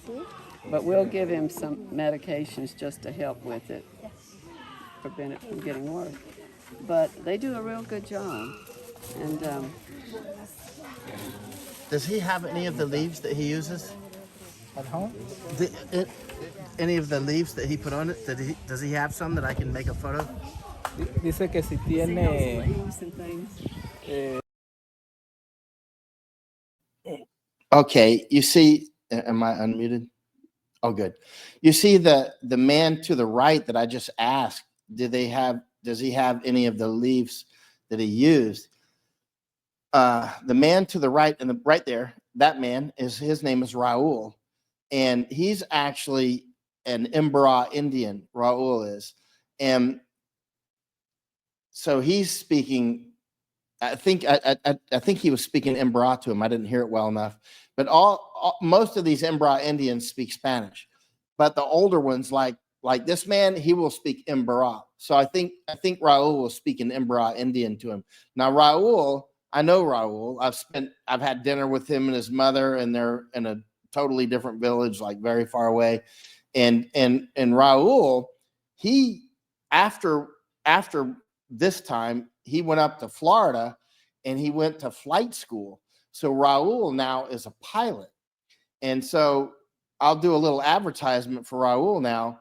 Raul is a pilot he's got his twin engine license. And I think he's got like 400 hours already, and he's trying to get more hours. So if you need to hire a pilot, I've got his number. I can give you his number. You can hire him when you come to Panama. But he just went to flight school at Embry-Riddle. So he went up to Florida to Embry-Riddle, and I used to keep in contact with him. I kept telling him to leave school and go watch one of the space launches. You know, I think he saw a couple when he was in flight school. He saw them from the air. But in any case, yeah, his name is Raul, and he's talking to the injured. Oh, by the way, last week, separately from all this, one of the Imbra men got bitten by a peccary. A peccary is a wild pig, and they are really aggressive. I mean, they'll kill you. And the peccaries, they're like gangsters. You know, they can be like a pack of 50 or 60 or more, right? And so they're really smart. You know how pigs are. Pigs are smart. You know, they're nothing to be trifled with. And this I guess it's about 10 days ago or so now, one of the Indians got bit. got bitten by a peccary and he ended up in the hospital. But I'm told he's back in his village. He got back in his village maybe about it's about 7 days ago now. So I think he's back. Oh, time flies. But in any case, there's a lot more going on out in the jungle than snakes. There's these things called peccaries, man. They'll eat you up. But he was out hunting peccaries, and peccaries were hunting him too. Let me see here. There's Jeff. So Jeff Rainforth, again, good to follow Jeff. Jeff Rainforth, he says, Chinese illegals offered me tons of money in Jacumba. Oh yeah, they do that. And to get away from the Border Patrol when I was camped there filming just recently. Oh yeah, man, Chinese are always, they will offer money. They will offer money. And hold on real quick. Oh, what's Masako got? What's that? Oh, that's Raul. How'd you find that? So Raul, Masako found a photo of, how do you even know that's on there? Masako found a photo of Raul at flight school. He's got his Panamanian flag. Oh, it's her photo. She took it from him because she met Raul in a hospital last week because Diane Edrington, the nurse you saw treating the man who had been bitten by a dog, she's running this eye clinic with a bunch of American doctors and nurses that came down and were treating 250. It's called Panama Missions, is their missionary thing that they come once a year and treat 250 people for cataracts and what's the other one? Trichicon, I think is what the ask the ophthalmologist. They know what it is. But anyway, they do the surgery so that the Indians can see again. They're literally bringing eyesight. Can you put Raul back on? So that's Raul there. And so if you want to hire a pilot down there, that's Raul up in Florida. Or is that in Florida or is that in Panama? But he got his license at Embry-Riddle in Florida. I like Raul. I've been out in the jungle with him so much. I was up at his mom's house one time, way out in the jungle. That boy grew up in the jungle. And she gave us, fed us dinner and stuff. And now he's a pilot. So that's an Embra Indian right there. So if you come to Panama and you need a pilot who speaks English fluently and Spanish fluently and Embra fluently and can fly a twin-engine airplane, there's your man. And I've got his phone number. So hire him up and maybe I'll see you down here too. Maybe I'll jump in the next seat with you. Let's see here. Here's another comment. Sharing and caring. Did anyone read the terms of agreement? Where this data going? We all know, right? Probably going to all over the place. Let's see. Yeah, Jennifer Small says she's following Jeff Rainforth in YT. She's talking about YouTube. Yeah, follow Jeff Rainforth. He's been so much. I'm watching Jeff sometimes on his live feeds, and because since I've done the things that he does, I know what it's like, and so I'm just like, Jeff's having a rough time, but he keeps smiling because but I know what it's like to be out there long nights, and it's quite dangerous actually. It's not a joke. It's more dangerous on the U.S. border, I think, than it is in the Darien Gap. And I'm not exaggerating. I mean that with full seriousness. Harley said, "Is the Darien Gap still unparalleled?" I don't know what you mean, unless you. I've been into some pretty intense jungles. Thank you, Jennifer. What? Oh yeah, Matt says, what about Australia? We are being invaded by Indians and Chinese. Locals can't afford a home. It's awash with cocaine, meth, and dope. Oh yeah, just like Canada, and in big parts of Europe. And Canada is big time Indians and Chinese, and a lot of others as well. But the Indians and Chinese tend to be more organized than a lot of others. Especially Chinese. They're very organized. Jeff Rainforth, do more live streams on our enemies getting our populace addicted to drugs. He says, I escaped hardcore drug addiction at 19, almost bled to death from overdose at 16. That's so important. Yeah. And as you know, you were literally attacked by our enemies. You were literally attacked when you were young and didn't have the defenses against it, when you didn't know any better. Now, of course, you're not going to fall for it. But at that age, you're coming young and you're going against people that are very sophisticated. And the next thing you know, there you go. They got you chemically enslaved. And it's not because you're dumb. It's not because you're bad or anything else. It's because we're born into an environment where they have been doing this to generation after generation. We're just another mouse in their mousetrap, right? Until you're old enough to know better, right? So we have to teach the young people. Like, that's when I see Joe Rogan doing these things, or Elon Musk. I don't make any excuses for them. They should not be smoking dope in front of tens of millions of young people. That's a direct attack on our country. That's not an accident. That's like shooting cannons into our heartland. I mean, that's unacceptable. That's another thing. It's very important for Americans and Japanese and others is to make your standards high again. Like, don't put up with that crap. If they're gonna smoke dope, turn them off. Like, I won't pay attention to you. Like, I've been, so many people are like, why don't you go on Joe Rogan? I've had the opportunities. Joe has never personally invited me, but I've had definitely the opportunities multiple times. And I always say, I'm not going on. Tell him I'm not going on. I said it live on Alex Jones. Alex asked me, or will you, he said he had known Joe for 26 years. And I was just live. I was like, I'm not going on Doper Joe's show, because why would I bring more audience to him that he can then convert to drug addicts? I mean, seriously, why don't we fight back sometimes instead of always taking the inducement? Mice, money, ideology, coercion, ego, right? Money, ideology, coercion, ego. Those are the four cheeses. The four main cheeses are money, ideology, coercion, and ego. Ego will get most people to go on Joe Rogan. Ego, because they want to get on Joe Rogan. There I was on Joe Rogan. They don't have a strong enough ego within them to say Joe Rogan can go to hell, right? I don't care about Joe Rogan. Joe Rogan, where's your skateboard, right? Seriously. You hear that little chop, chop, chop? That's little me with a hatchet chopping down your tree. And I'll just keep right on chopping, right? And eventually that tree will go, right? It is a matter of time. I've gone against some big people before. Those little chop, chop, chops, they add up, right? And the people that go on Joe Rogan, I got it. You're doing whatever you're going to do. But at the end of the day, you're bringing audience in there that he can convert to American drug addicts, right? And when Joe Rogan comes on there with Elon Musk, the two most influential men on planet Earth together, when they're together, that's the dynamic duo, and literally smoke dope together on the show. Now, the bong monkeys, the people who are addicted to the bongs, will immediately go, what about alcohol? Yeah, what about alcohol? That's pretty bad too, right? Remember, we're being hit with some very serious weapons of mass migration, drug weapons as well, economic weapons. You see this new crypto coin that's going tits up at this point. That's a British term.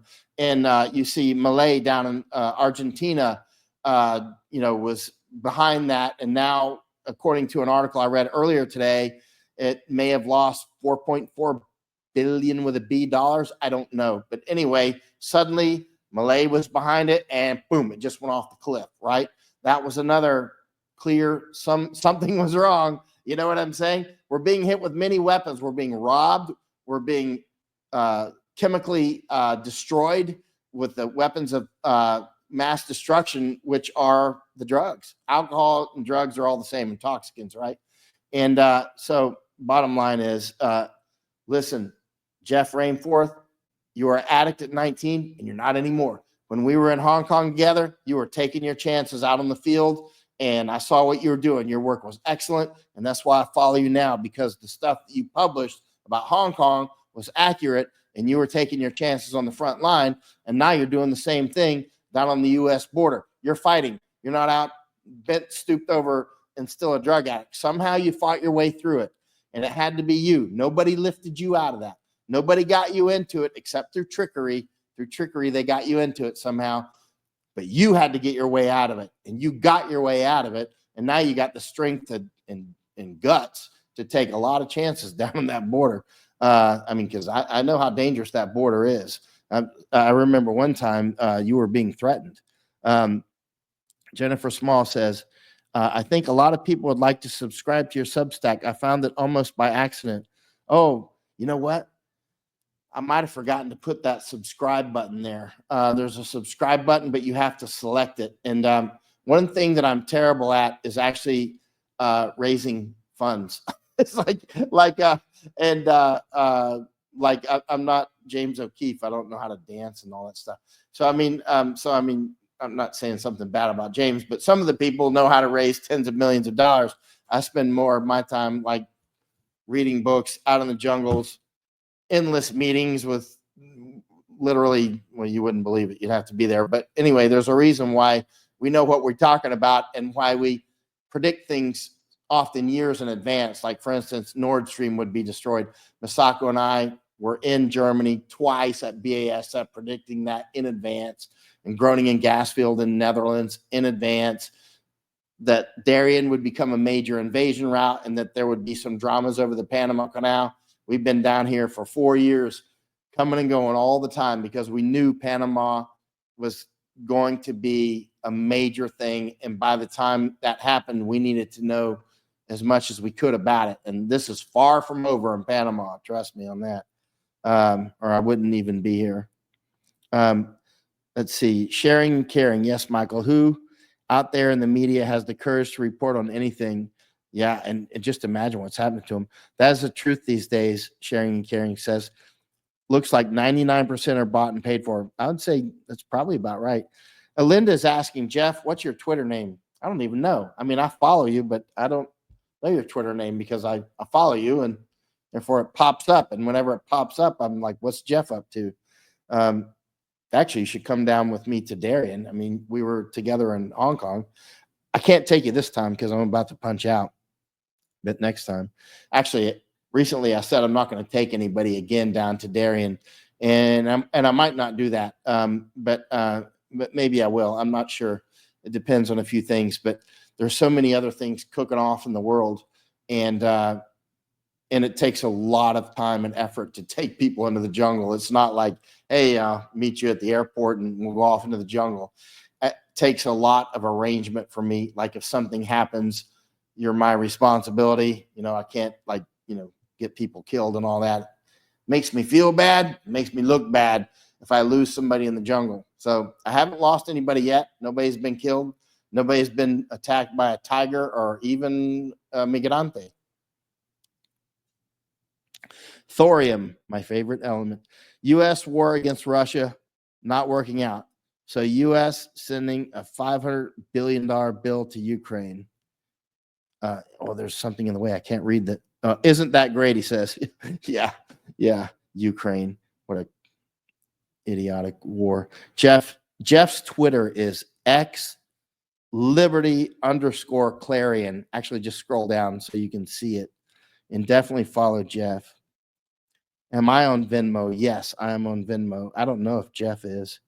I think Jeff's in the same boat that I am. Let's see. Stephanie Surens.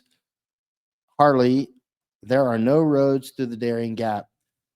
It is the only space. Oh, there's this thing in the way. It makes it hard for me to read a few of the words.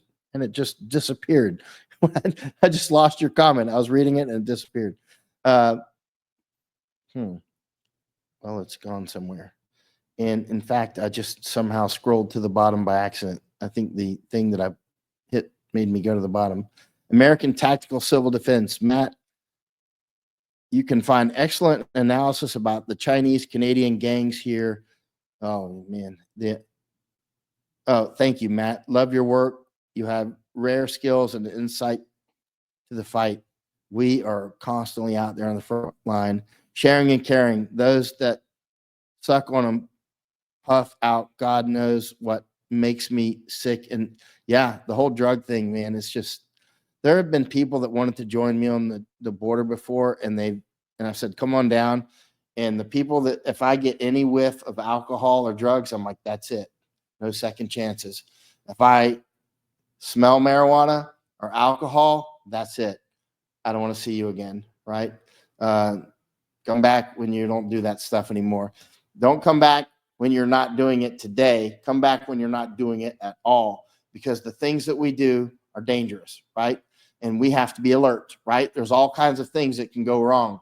We don't have time for dope heads and drunks, right? It's too serious. I mean, things can be relatively safe if you're on your game and everything else. They can be actually relatively safe. But if you're doped up or whatever, I'm not taking you. Jeff Rainforest says, yeah, American gangs were being supplied by Mexican cartels with drugs. Masako, is there any way that we can take a call in, or like another? Can we bring Jeff in on a call if he can do it now? Or for all I know, Jeff's out on the desert floor right now. How do we do it?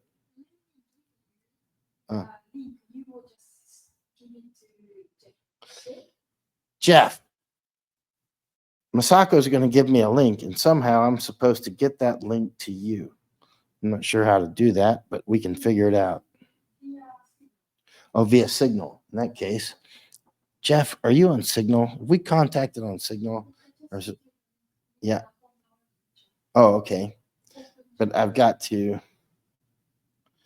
send it to Jeff somehow. Let's see. I want to hear what Jeff has to say about the border. You know, I don't have the action-filled live streams that some people have, but it is accurate information there.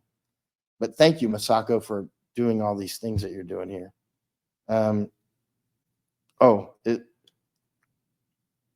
Masako's about to send it. Oh, you already sent it? And I don't see it. Let's see if. Oh, that's the link. Okay. So that would be how Jeff could call in. So let me send this to Jeff if I have his signal. If not, if I just put it, there it is. Jeff, can you check your signal? And if you can call in, if you have, unless you're in some dangerous place or something, it'd be very interesting to hear what's going on. Let's see. Yeah, and Jeff says, yep, can't be inebriated out there. No chance. You're going to get hurt. Yeah, Tony says, take Fauci and Gates to the Darien. Yeah, I don't think I'm going to be taking those guys. Here's the thing. If I take them in there and they come out safely, you're going to blame me. If I take them in there and they disappear, somebody else is going to blame me. Yeah, I think that would just be not a good thing. Oh, so Jeff says, I'm back home after over 4 months, camped out on the border in Jacumba. I was at Jacumba border several times. One time I was out there with Anthony Rubin. You know Anthony Rubin? Anthony is awesome. Anthony went all the way through the Darien Gap in the jungle, as have Oscar Blue and Ben Berkwam and about 1 million other people. Well, more than 1 million, far more than 1 million. Well, more than 1 million just between 2022, 23, and 24. Way over 1 million in those 3 years. We actually know that for a fact. Because we've seen the actual, anyway, more than 1 million came through in those 3 years. And Anthony went through as well. And we went to Jacumba. You know, it's interesting, Jeff, how in Jacumba, there's a big power station right next to where they've got this invader camp. Like, you know, when you go out there in the desert and you're like, why are we putting huge numbers of Afghans and others who know how to make this thing not work right next to a power station? Are we putting huge numbers of Afghans and others who know how to make this thing not work right next to why power station? Hey, there's Jeff. Jeff, can you open your camera? Let me, yeah, can you hear me? Yeah. All right, cool. I've got my phone and my computer going. Hold on, let me cut off some echo here real quick. And then you want my camera. You know, I noticed that Jeff's audio sounds a lot better than mine, despite that I got this great microphone, and you're probably on your phone. I'm on my phone, but I have a microphone here too, like Oh, that's like what it is. this. I was No, gonna I have say a phone. your Yeah, audio sounds good, man.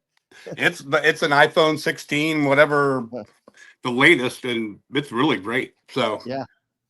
So what were the highlights of being out in the not jungle in the desert in Jacumba? I've been there, so I'm quite familiar with it. I've been there numerous times. well, when I first got there, it was like June last year, and there was about I camp wherever I go on the border, and I'll park my Jeep and I'll just sleep there overnight, and I will film everything that happens from morning till night. And typically when I first got there, it was about 1 a.m. midnight to 1 a.m. when hundreds of illegals invaders would start crossing right by my Jeep where I was camped in They front of the messed border up wall. your Jeep too, didn't they? Didn't somebody do something to your Jeep? My Jeep, my Jeep got messed up out there a ton. They tried to get into my Jeep and steal my water, like one time, and I had to threaten them with a firearm. Like, well, I told them you want to get shot if you're going to steal my water, and I didn't. It was in my Jeep actually, but that's another thing. I've been in several places where illegal invaders have like tried to literally surround vehicles of my friends and colleagues and slow their vehicles down, and so they could get into them and use them to get on a road and get away from border patrol. That happened in Lukeville, Arizona. They try to get in occasionally. The one time one guy actually got into my Jeep and was trying to steal my water. He's like, if you take my picture, I'll take your water. And you're in the middle of nowhere. Your water is important. Literally, you got to drive 40 miles to get water or food sometimes. And so I was like, you want to get shot? You want to get shot? And he's like, oh, he was like an Asian dude. He was like Chinese or Vietnamese, something like that. But that was in Jacumba. Other than that, I don't think they really, sabotaged my Jeep. But when I got there, it was about 600 invaders a day and night were coming in Jacumba. And they would literally walk right by my Jeep as I'm sleeping. Like I'd wake up because I'd hear people talking and I'd go, oh, get my cameras out, put a tripod up, get a nice good 4K camera up, and then have my phone out doing. Sometimes I do live streams from there if I have the 5G going. But so that was going on for several weeks, and then Biden signed the executive order or something that whatever it was, it slowed down the flow to about 200 every other day, I would say, because he knew he was in trouble with the election. That's why he did it. He allowed the invasion to happen for what 3.5 years, and I don't know how many 20 million invaders to come in, and then when his people When did he realized sign that, Jeff? Do you remember? I think that was either late June or July, because I think July is when the slowdown started. It didn't go to zero, but it was like it was hundreds every day. When I first got there, it was about 600 a day, which was light compared to where I've been, like in Lukeville. Lukeville was about 800 to 1,000 every day and night, and I was there for 7 weeks, camped out in Lukeville, Arizona. And it was very different dynamic. It was mostly young men from the Islamic nations, Islamic majority nations in Africa, like Senegal and Guinea. And then there's a lot of people from India, a lot of people from the Middle East. Very few Hispanics were coming through in Lukeville, where I was camped there. And then in Jacumba was much different. It was a lot of Chinese, lots of Chinese, a lot of people from the Middle East, from I can't even remember all the countries. Turkey was a huge one. A lot of men from Turkey coming in, some Pakistanis, Syrians, etc. But so Yeah, that and when You and know, then in when Tacoma, I found, and I photographed this. I found, because I would photograph trash all the time, and I found, for instance, cigarettes with Turkish writing and that sort of thing. I have found like this one passport that I found, they dump their passports all over the place. Because they don't want to be found out who they are. And so I found this. I had to take a leak. I was like up on this mountain, these low mountains in Hakumba, and Is it right by the power station? That mountain, or there's a lot of power lines there. I don't know about the power oh station that's like solar is probably like 5-6 miles away from that. oh, you were If that's far what you're away from where I was. Okay, because the solar is really big to the sub. There's a big substation not far. You can see the solar from the substation and the substation from the solar. Yeah, there's on the other side of this mountain, on the like near Hakumba, there's a huge solar like farm like right next to the mountain, and then the border wall is like right next to it. So but I was about like probably like 6 miles away. I was in a very remote location, and then I was looking around looking for these paths where the invaders were taking, and then I had to take a leak, so I went up off the path and off the dirt road, because we're off road. You had to be in 4-wheel drive all over the place up there. And then so I was with a friend, colleague and friend of mine, Audra, and she was out there with me. And so I went off, and I'm on these boulders, and I look down on these boulders, like in between them, and all of a sudden I see, oh, there's a passport. Someone had gone so far off the path to get rid of their passport so no one would find it. And I looked at it, and it was a guy from the Islamic Republic of Mauritania. And so I took the passport and I handed it to a border patrol agent, and he said, "Turn off your cameras. I'm gonna like look it up on my computer." And like he was in a truck, and it was a border patrol truck, and he's like, so he looks it up and he goes, "So this guy's on a terrorist watch list. We did catch him, but we probably let him go because we were told to let everyone go." So and I found so many passports from all over the world, Middle You East. keep them. I mean, because you can. It's trash. If they trash them, I have the passport. I think this is it right here. The passport. I don't want to get anybody in trouble, but this is the passport of the dude. I've got a bunch of them, and I mean, I've got what's this like? That's trash. They threw it away. So Afghanistan. Oh my God! I've just got piles of this stuff, like IDs and just. I mean, it's crazy because they didn't want people to know who they are.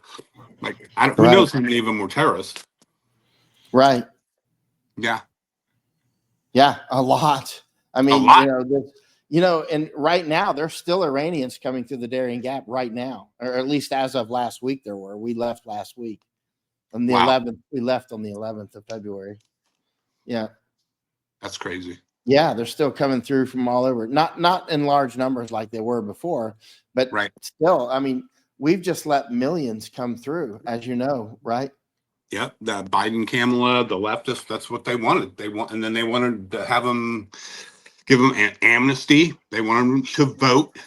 And so we'd be eventually a one-party nation and kill us. That's Yeah, what they wanted. basically genocide us, and then they'll have a slave state. A lot of these people don't realize that they're just being used as human meat to genocide us, and then they will be slaves. Yep. And that's what will happen, bottom line, because they will be in no position when there's nobody there to stop what would then happen to them, or at this rate will happen to them. They can be easily erased by the tens of millions. Yep. Child's play. Now you can see that's what's happening right now in Ireland, where Masako and I went to Ireland about 2 or 3 years ago, and now Ireland is just filled with. I mean, I think what we're going to end up seeing is nested genocides. In other words, there'll be a genocide, say, of the Irish on Ireland, and then the people that do the genocide will be genocided. That's my guess. They'll be pared down to the people, the ones that they don't want as labor or they cause any trouble, let's be killed, right? because you're going to be in a position where there is nobody to stop that. And with the smart cities that are coming and that sort of thing, hey, you were out drunk and bang, that's it, right? Yep. That simple. The people don't realize that's the direction that we're clearly steaming right now. We've got to do mass deportations. I'm talking to the choir. You know this very well. That's why you're on the border, right? And as you know, the illegal invasion is not the only thing going on. There's the drugs, of course, and just everything else under the sun. And where you're at, a lot of it's Catholic charities. Down here, it's HIAS and Norwegian Refugee Council and a whole different set of clowns that overlap. One thing they have in common is United Nations. Yep. Yeah. You have a wealth of knowledge. I was,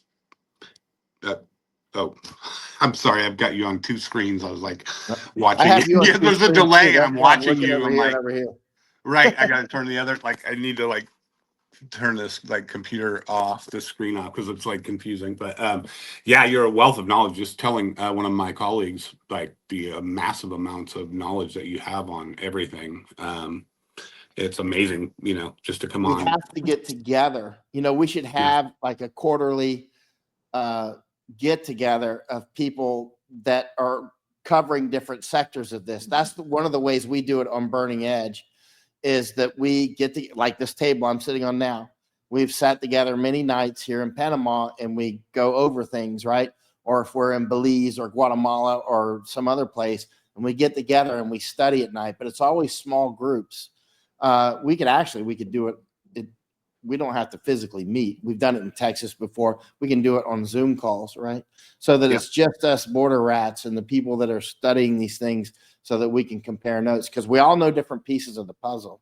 Yep, exactly. That would be very good. That's awesome. I mean, I was just on an X space the other day with a lot of border, people who are on the border, my colleagues, and the wealth of information that you get from that is astounding. And government needs to actually listen to what we have to say also, because we've been out there in places they weren't, especially during the Biden administration. Yeah. And we have tons of data that they could use.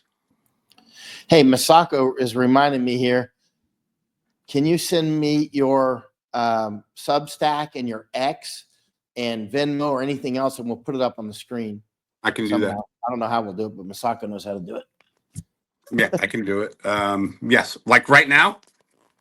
Yeah, Masako said yes right now. Right now, let me. How are you doing this? It's amazing how you're doing all this. Masako knows how to run all this stuff. Right, exactly. Well, let's see. Okay, so if you talk, I will look. I'll grab my stuff real quick. Okay, yeah. Masako, everywhere we go, she's got this. You've heard of the white privilege thing, of course, before, but there's something else called Japanese privilege. And because everywhere we go, as soon as they find out she's Japanese, they're like, oh, you're Japanese. Do you want to drive the train? Literally, we went on a train from Panama City to the other side of Panama in the locomotive because Masako's Japanese. I got to go with her. They let her get on top of the train and put a camera on top of the train. And then we rode in the locomotive one way and in the locomotive back. We just did the same thing in Argentina. And only because they come back and they're like, where are you from? And they see she's Japanese. Next thing you know, we're in the locomotive again. And here in Panama, about a month or so ago, they let her actually open one of the locks, the Agua Claras locks. That's just something tourists can't. It's all this white privilege thing, man. It's Japanese privilege. People love Japanese. It's unbelievable. It's actually I'm like, where's Masako? I got to get into this place. That is great. Okay. I am just. Masako's going to show your X page when you. Okay. I'm just getting everything. You can send what by Signal? Oh, if you send it by Signal, Masako. Signal. What's Stephanie saying? Oh, thank you, Stephanie. I think I missed a bunch of comments because I pushed a button earlier and it shot down. And I was I need some way to be able to see the larger. I've got this one little strip of comments. You know what I mean? They're it's a tiny strip and it's kind of hard to see it. I'll figure out how to do this. Actually, Masako will probably figure it out and show me.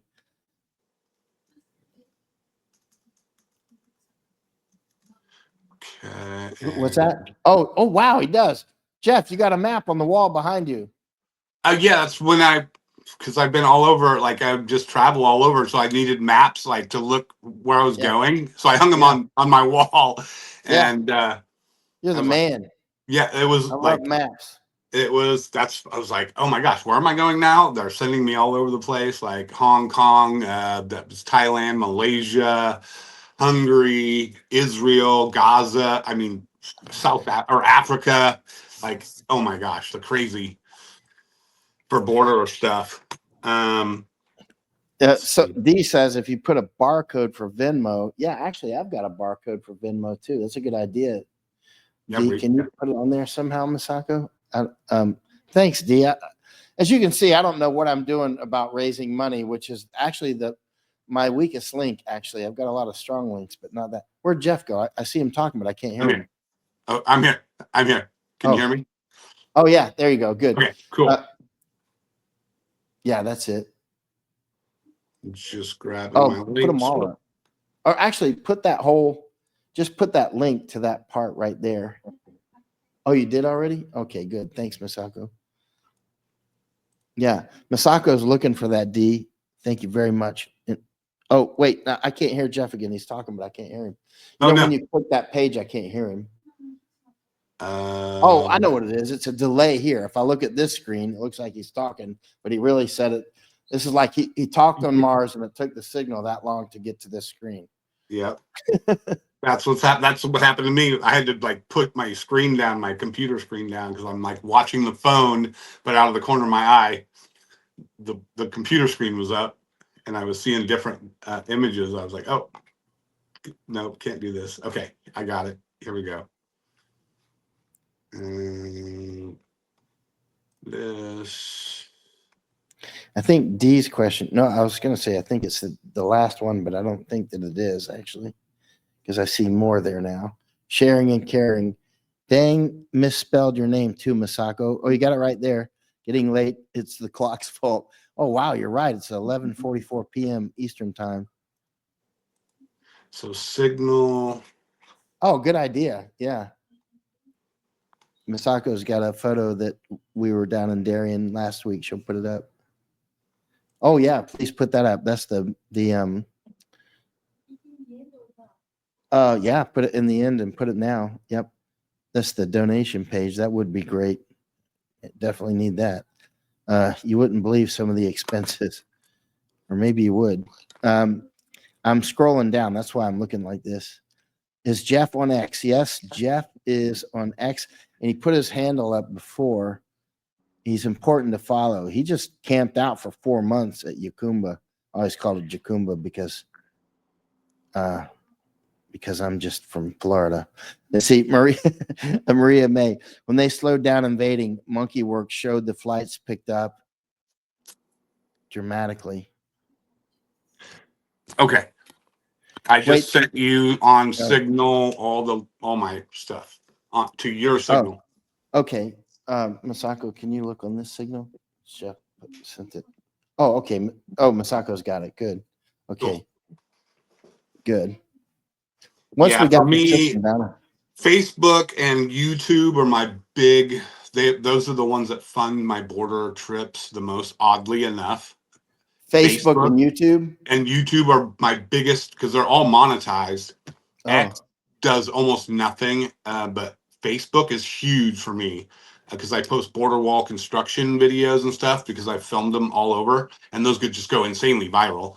And then my YouTube, I just post like because I've got millions of videos, and it's kind of weird when you're freelance and you have to like fund yourself. First you have to like get all your social media accounts monetized, and then you figure out which ones do the best. And oddly, Facebook and YouTube, despite the censorship that they were doing like over all these years, they've done the best for me, which is crazy. Yeah, you just never know. And when Facebook started censoring me in 2014, I kind of abandoned them. So go there at all, really. So Yep. yeah, and And there's even but though there's millions and millions and millions of people of like a lot of people, probably boomers, like yeah, what they call them, who but they're like dedicated voters. They're going to vote, right, and you reach right, that audience, which is really helpful, right. I think, for us. Well, I tell you what, Jeff, it's getting late at night. It's almost 11 p.m. and I got to get up and hit the road tomorrow. Exactly. We should get together and do just a big live stream like we were talking about before with the border rats. Yep. Get a bunch of us. I need to be on these calls that you guys are doing somehow. If you can send me links whenever you guys are doing this, I'd love to be on them because we need to. We all need to share our parts of the puzzle. Collective knowledge, exactly. And they're on Yeah. X. They're like huge like influencers on X, and a lot of people I know who actually helped build the privately funded border wall with triple amputee vet Brian Kolfage, who Dems put in prison for. So Is Brian still in prison? he's in prison right now. I'm heading up the thing to get him a pardon, and there's so many stuff going on behind the scenes. I can't say a lot about a lot of things because there's a lot of legal stuff involved. But he's being considered for a pardon, and we're not stopping until he's pardoned and free. There's a lot of other stuff going on. People will see it on my Substack and on my X. I post on there like all the time how to help.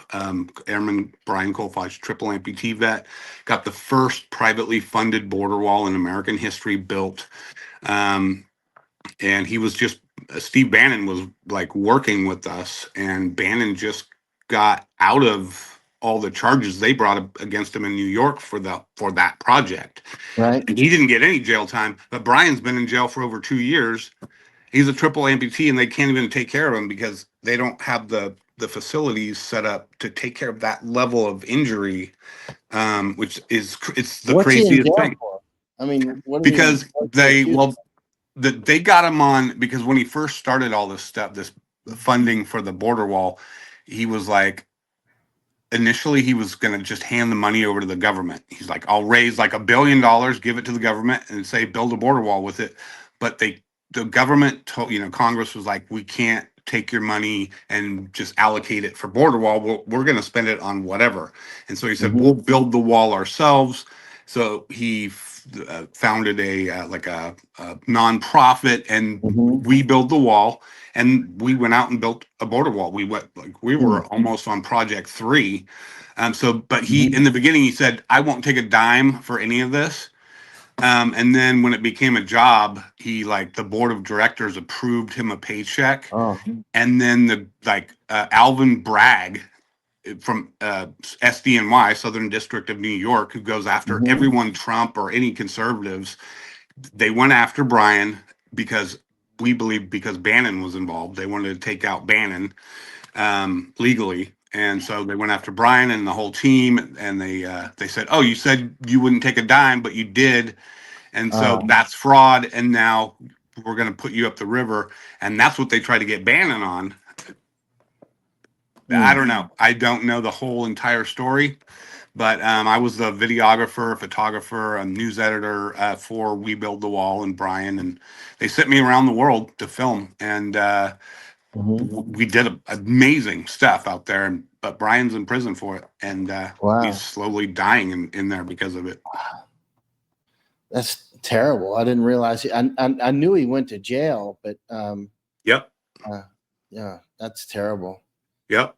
So is you still go on War Room with Steve Bannon, or? It's been a little while because he had all his, he was in like jail or prison for like 4 months for contempt of Congress.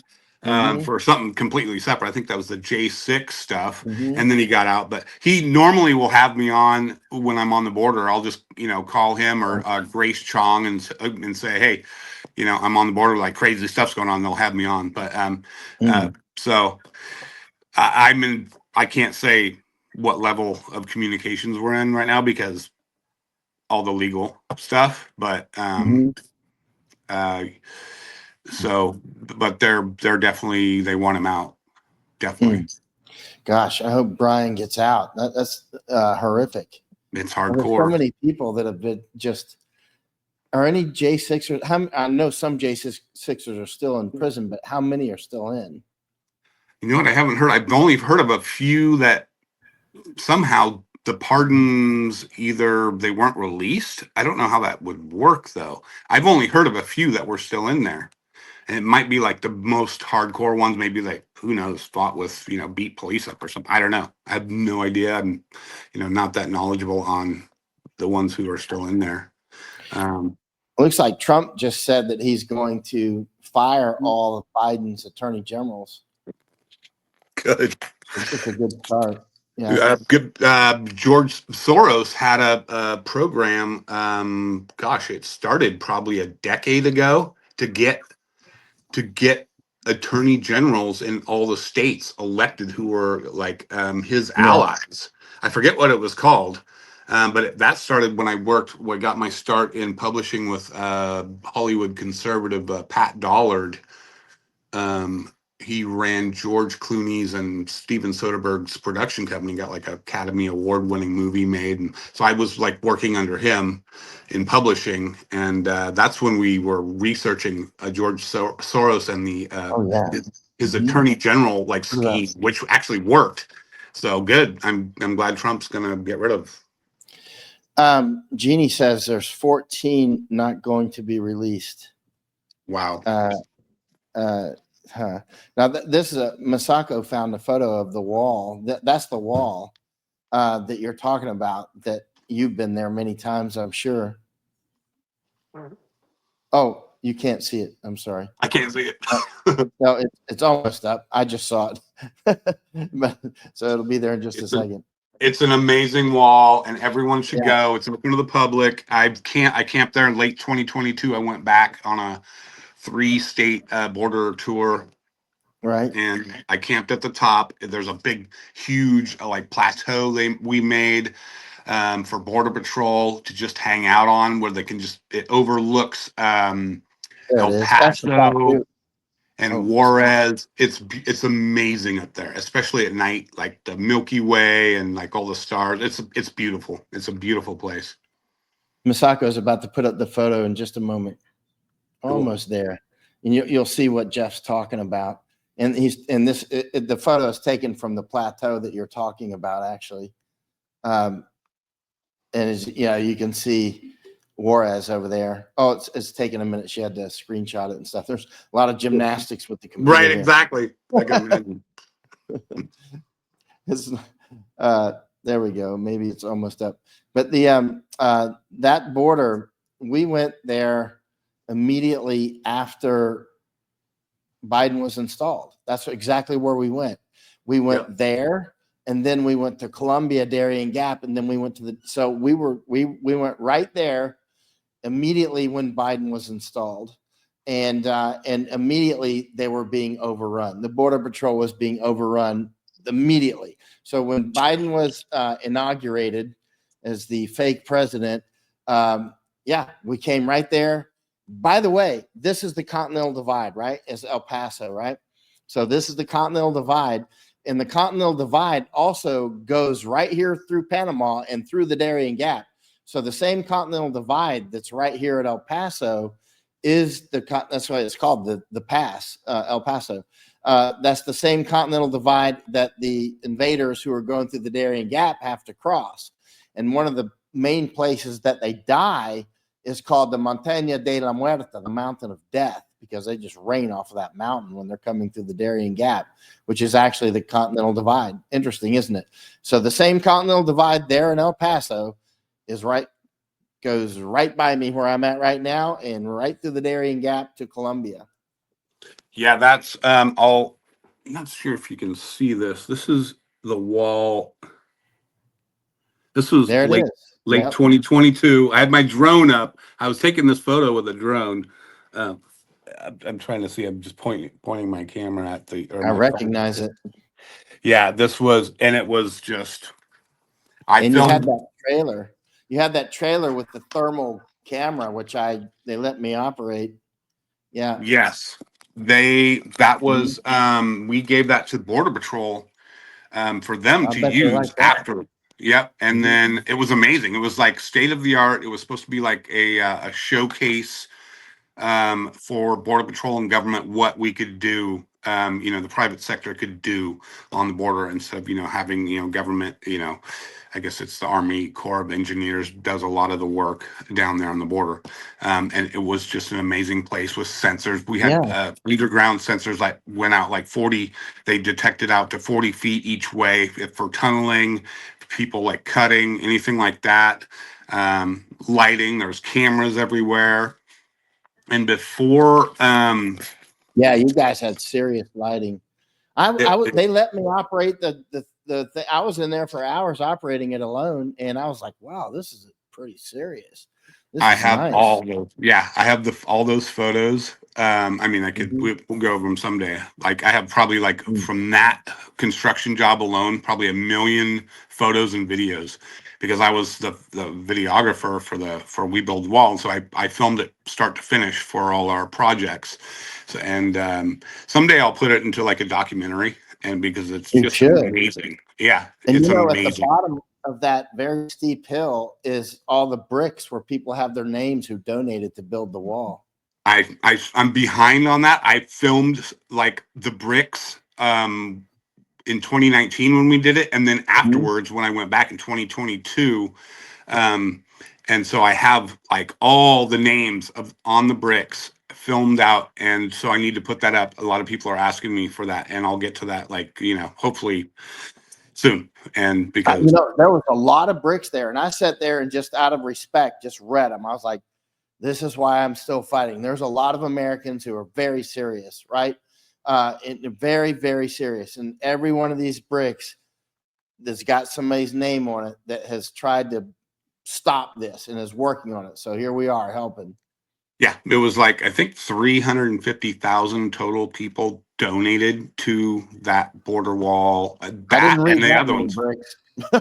Oh no, there's not that many bricks Yeah. because that was like separate. Like if you want a brick, it was like $100 for a brick. And then you have the option of like $1,000 if you want like a section of wall like with your name on it. And so there's Yeah. various ways to fund, because we wanted to keep going. That was the whole point.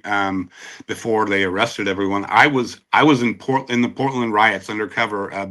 Colfage and Steve Bannon sent me undercover to film there while we weren't doing anything with the border stuff. And then I got the call from Brian. He's like, get ready. You're going to go to Project 3. We're going to build another wall. And it was in California.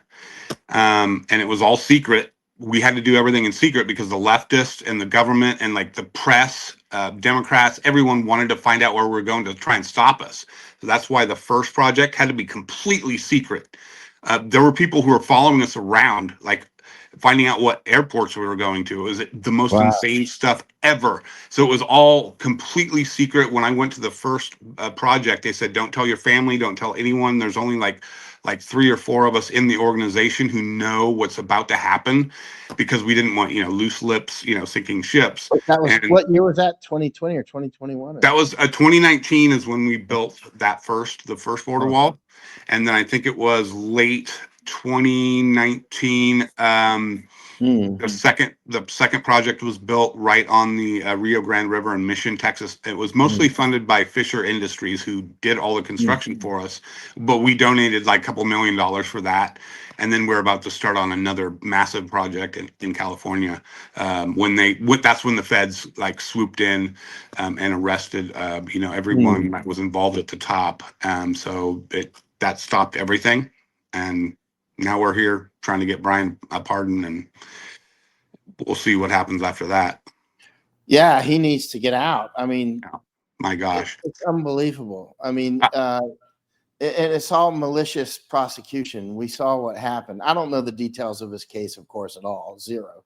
But we saw what happened in so many other cases where it was obvious, right? Lawfare. And we saw what's been happening. We saw so many things. Anyway, it's been great having you come on. And great seeing you in Hong Kong. Now Awesome. we got to Yeah. get you down here in Darien. You know, by the way, the New York Times tracked us down into the Darien. I Yeah. think I read how long that was, a little while ago, right? It was about a year ago. They were looking Yeah, for I Laura read. Loomer. I was watching your stuff, and I was like, "Holy crap!" That's Yeah. kind of like doxing you. Like, Yeah, straight up New York Times. And oh actually, my New God. York Times guy, I met him in Argentina again recently, interestingly, weirdly. And because it turns out his wife is Argentinian, but we were there doing more research. But one of the things that was interesting, though, is that, well, he was looking for Laura Loomer, actually, who we took down there. Yeah. Huh. Yeah, And so they don't care about us being invaded, but they care about us, revealing that there's an invasion. That's the kind of trash New York Times is. I used to subscribe to them years ago. right. And Exactly. and then when the Jason Blair scandal happened, I'm like, you mean they actually had a reporter that was filing dozens of fake reports and 2 editors knew about it? Now we get it. There could be a bad reporter who lies. And I could have forgiven them for that if they just fired him on the spot and apologized and listed all the articles that he published, right? But no, they covered it up and then they got caught. And then I canceled my subscriptions and never subscribed again. Interestingly, the New York Times wrote one of the most accurate articles ever written about me was written by the New York Times back during the Iraq War. Interestingly. Wow. But Right. that journalist who tracked us down into the Darien, they were looking for Laura Loomer, who was with us. He asked me how many people I had taken to the Darien. And I was like, I don't know, like maybe 20, 25, maybe 30. And he goes, no, I counted them up. It was like over 50 or something like that. And I was like, really? And he started listing them. I was like, well, maybe I have. I mean, then I started thinking about it. And I was like, actually, because, I wasn't. So now I say 50 or 60 because the New York Times guy counted them up and it was 50 or 60. It was a lot, man. Right. We do so much work down here Yeah. that it's like it gets out of hand. You don't realize how much work you've actually done, Yeah. It's like, oh yeah, I forgot about that. Like how many hours I spent, like how many, I don't even know how many actual months. I think I probably spent an entire year over the last 4 years camped on the border, filming, literally camped, sleeping in my Jeep and whatever. And no one, you never see MSM out there ever. No. Ever.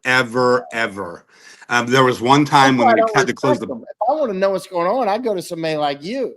Right, I mean, exactly. Those clowns don't know what's going on. When I post my videos from like Lukeville, when there's like 1,500 illegals from like mostly from African nations, like up against the wall, and they're there for days at a time, right before they close the port of entry. I'll post that, and like leftist liberals will be all, "That's not real. That's fake. You made that up." I'm like, "Are you freaking kidding me? I literally was sleeping there in the middle of all this." They don't believe it because they never showed up on MSM. When you show these massive waves of like invaders like coming in at the same time, they're like, "We've never seen that. That's so fake." I'm like, "How is this fake? It's literally right in front of you." It's I don't even know. Exactly. It's unreal. It's crazy. Yeah. All right, brother. Hopefully you'll come down to Darien with us at some point. Dude, I want to go. That's one place I've not been. I would absolutely love to go. I want to go. All the other places that you've been, you need to come here now because it's important to. But actually, hopefully, if we've choked it down, the infrastructure is still in place though. So if you come here, I'm going to give you a proper educational tour. It's not going to be just like, here's the border. It's going to be like bang, bang, bang. This is how it operates. That's their office. This is the trail. This is, this is where when you leave here, you'll know how this plumbing works. Right. Cool. And that's why when I say we can shut down the Darien Gap, we know exactly where the switch, shut this one, and that's it. It's done. It's easy. We've mapped it out. Absolutely. Right? It's easy. 100%. That's awesome. I would love to. I want to. Let's do it. Let's go. All right. Well, cool. Come down tomorrow. Yes, I'll pack. I can. Most of my stuff's still packed from like a month ago. I'm like, oh my gosh, that's how I roll. I'm just like bags and bags of gear just sitting around waiting. I know exactly how it is. All right, brother. I'll talk to you later. Awesome. Thank you, Michael. God bless. God bless. Thank you. We're gonna shut off for tonight. Thanks everybody. And camera. Thanks to Masako, because I've got these two different screens. They're on different. That one was live. That's why I was looking at Jeff there. But thanks everybody for tuning in, and thank you everybody who donates as well, because that's the only way this actually happens. And as you know, we volunteers, including Jeff, although he works separately from us. I was with him in Hong Kong, and he worked hard. He was out there getting gassed and doing everything else, and then from there he just kept going. And so there are quite a few of us all along the borders and doing other things. You got people going to the hotels, outing them in New York and Chicago, and just all sorts of things that only grassroots can get these things done. And grassroots obviously requires funding as well, which I always hate to ask for, being from the South. Masako is sending me a note right now. And other than that, I'm going to call it a night. Let's see what Masako is saying here. Oh, she's found a question that needs to be answered. Let's see. Dee said, okay, I'll start off Venmo. Oh, thank you very much, Dee. Oh, thank you, Dee. $100. I can use that big time. Really appreciate it. Big time. And that's very helpful. And it's $100 helpful, which we need, bottom line. All right. Wait till you see what comes next. It was expensive. Can't really talk about it right now, but you'll see. Thank y'all, and have a good night.